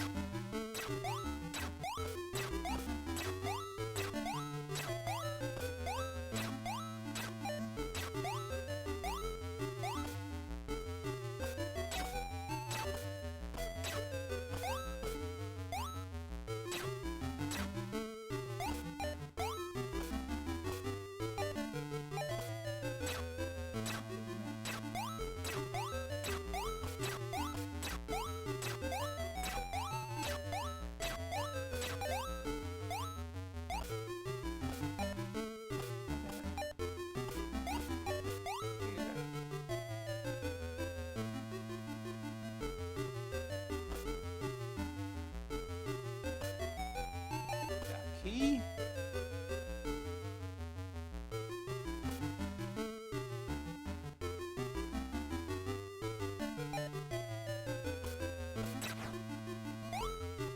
These are the bombs.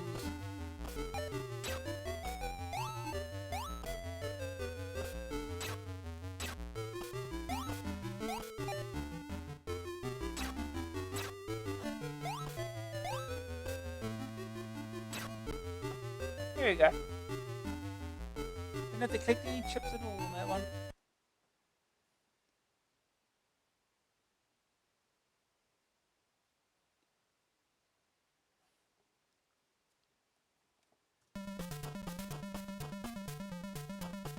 Lesson 6. Blue walls may be fake. Some invisible walls may never appear. There can be extra chips.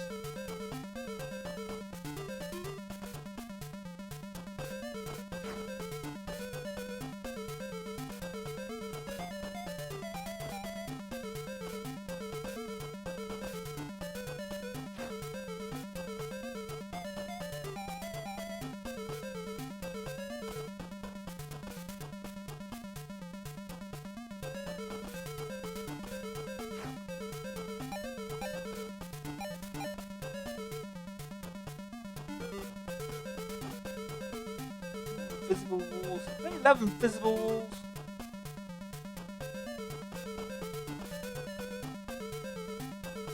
Not enough.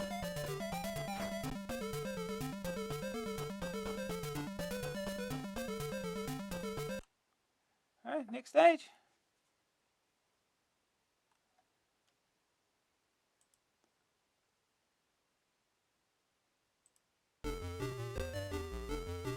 Lesson 7. Teleports can be directional. The thief takes your tools. New walls can appear under you.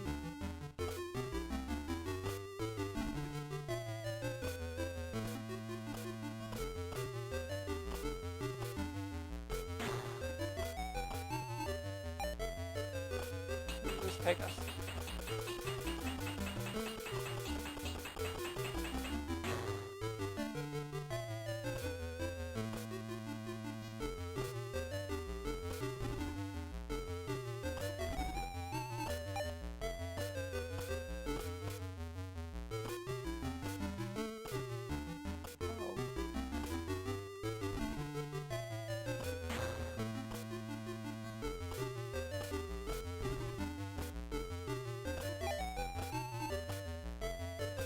I think we already screwed this up.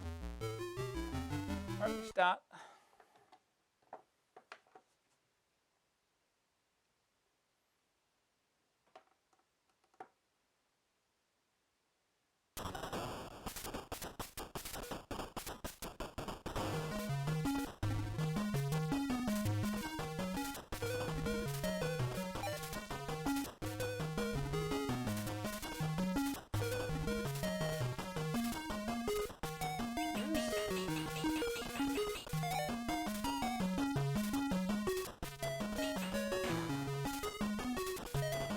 I see.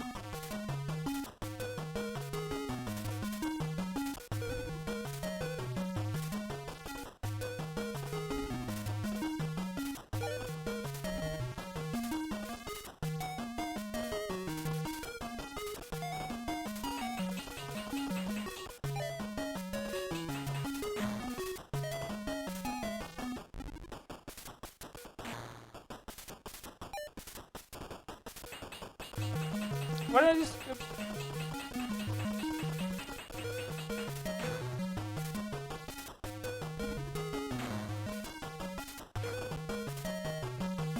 Go, Bitbuster!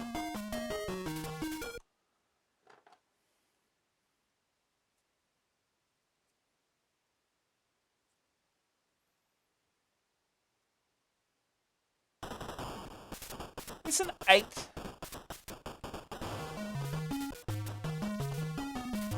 Monsters are stocked by dirt and gravel.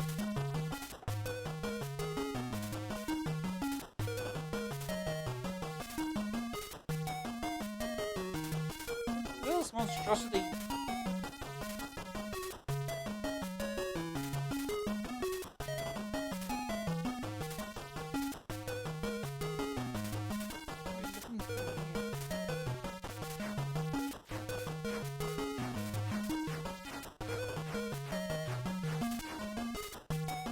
Okay, so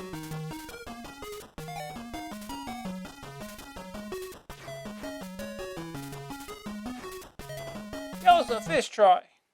Alright. Now on to the real stages.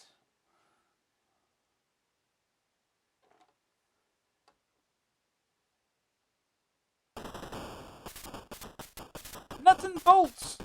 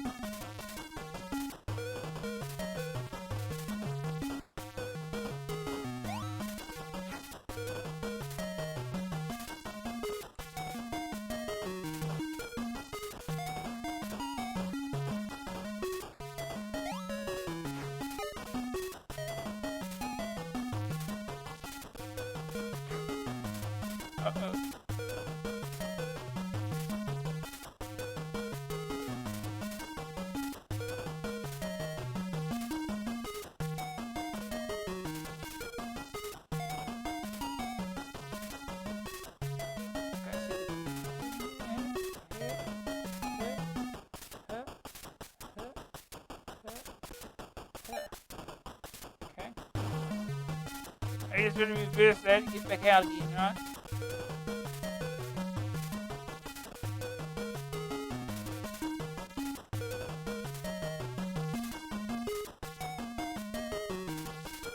Oh no, we don't. Mistake. Oh.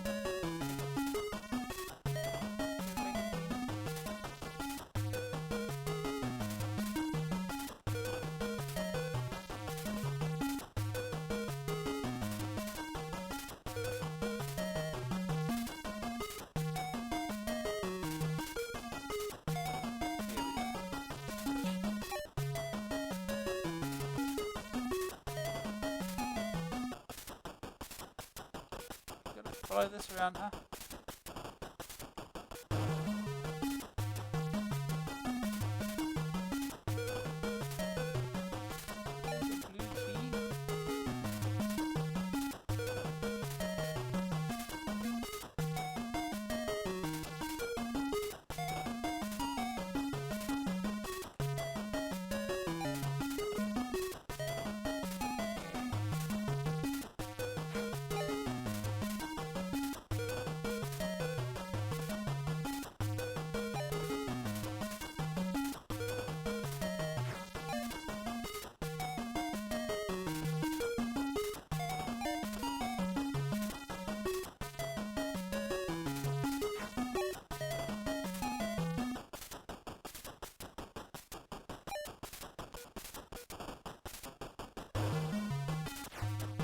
Whee! Whee! Yeah.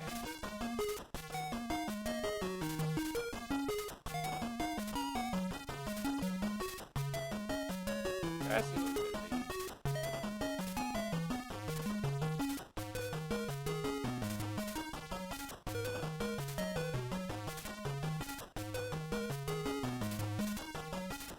Doing there's nothing around. It's gonna be hard to.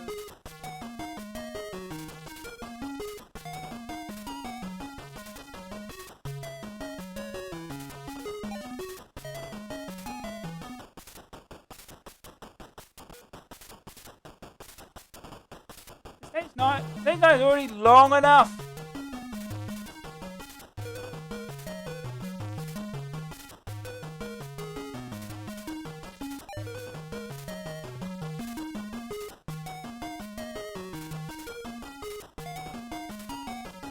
Well, to get.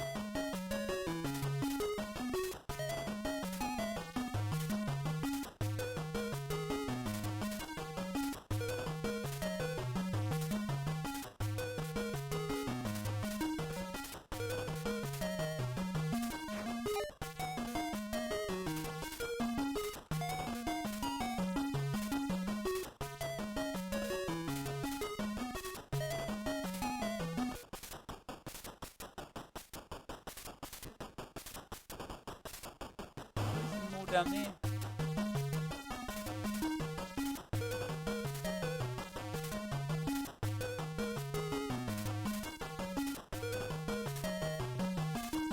Which of these blocks is gonna have something trapped under it? These are bombs. Not.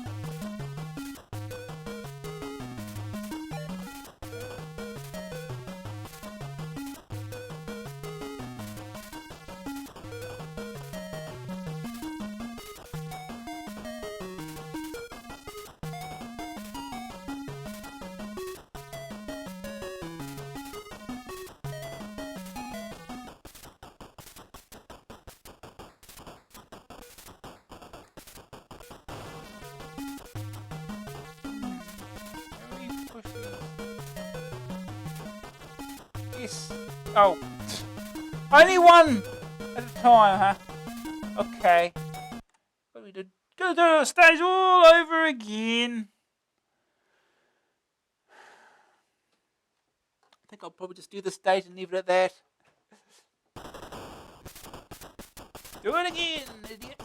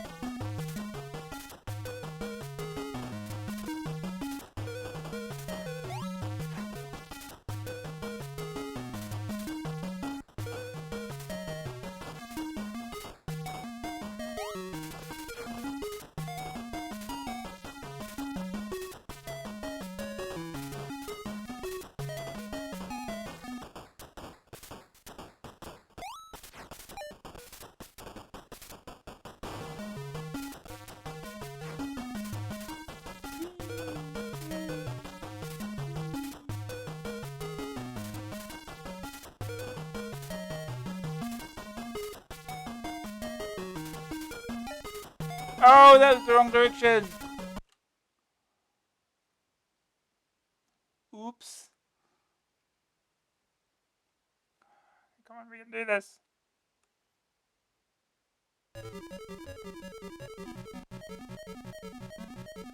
We need different music.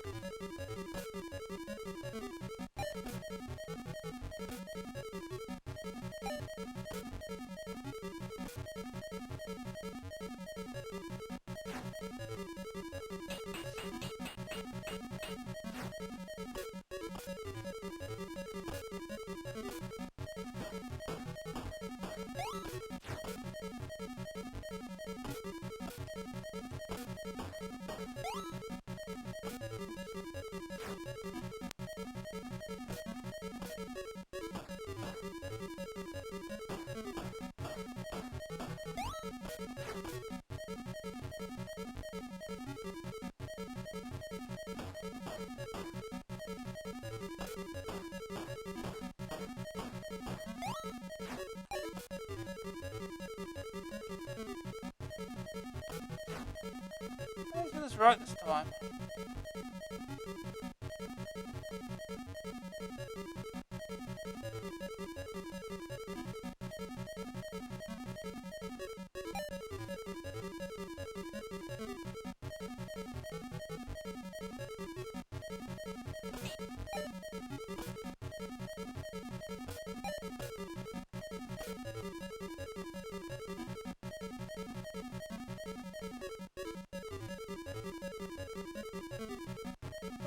Let's go straight up through here, okay.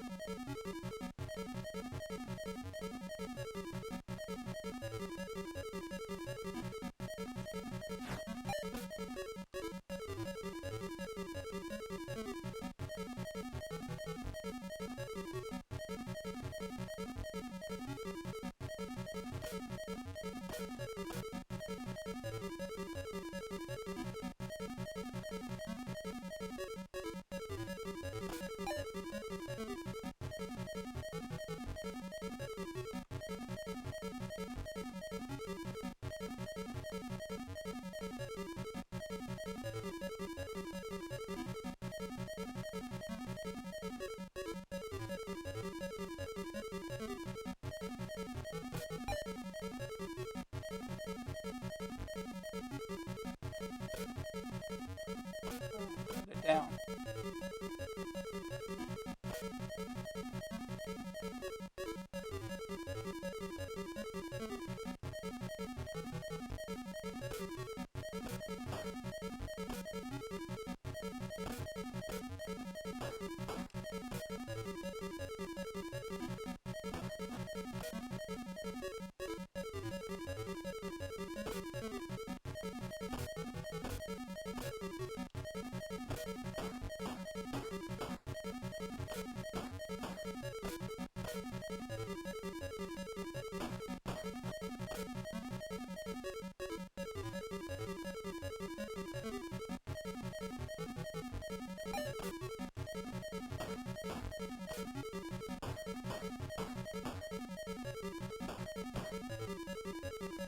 This is like soccer band right now.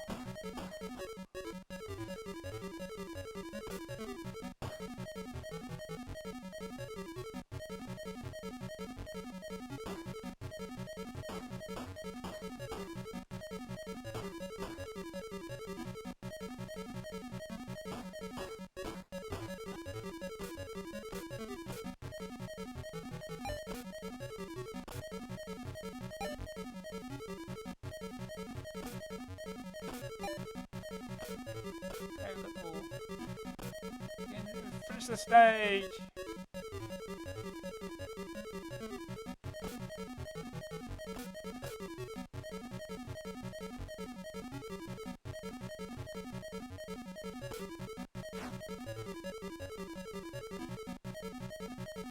Oh God, it's not over.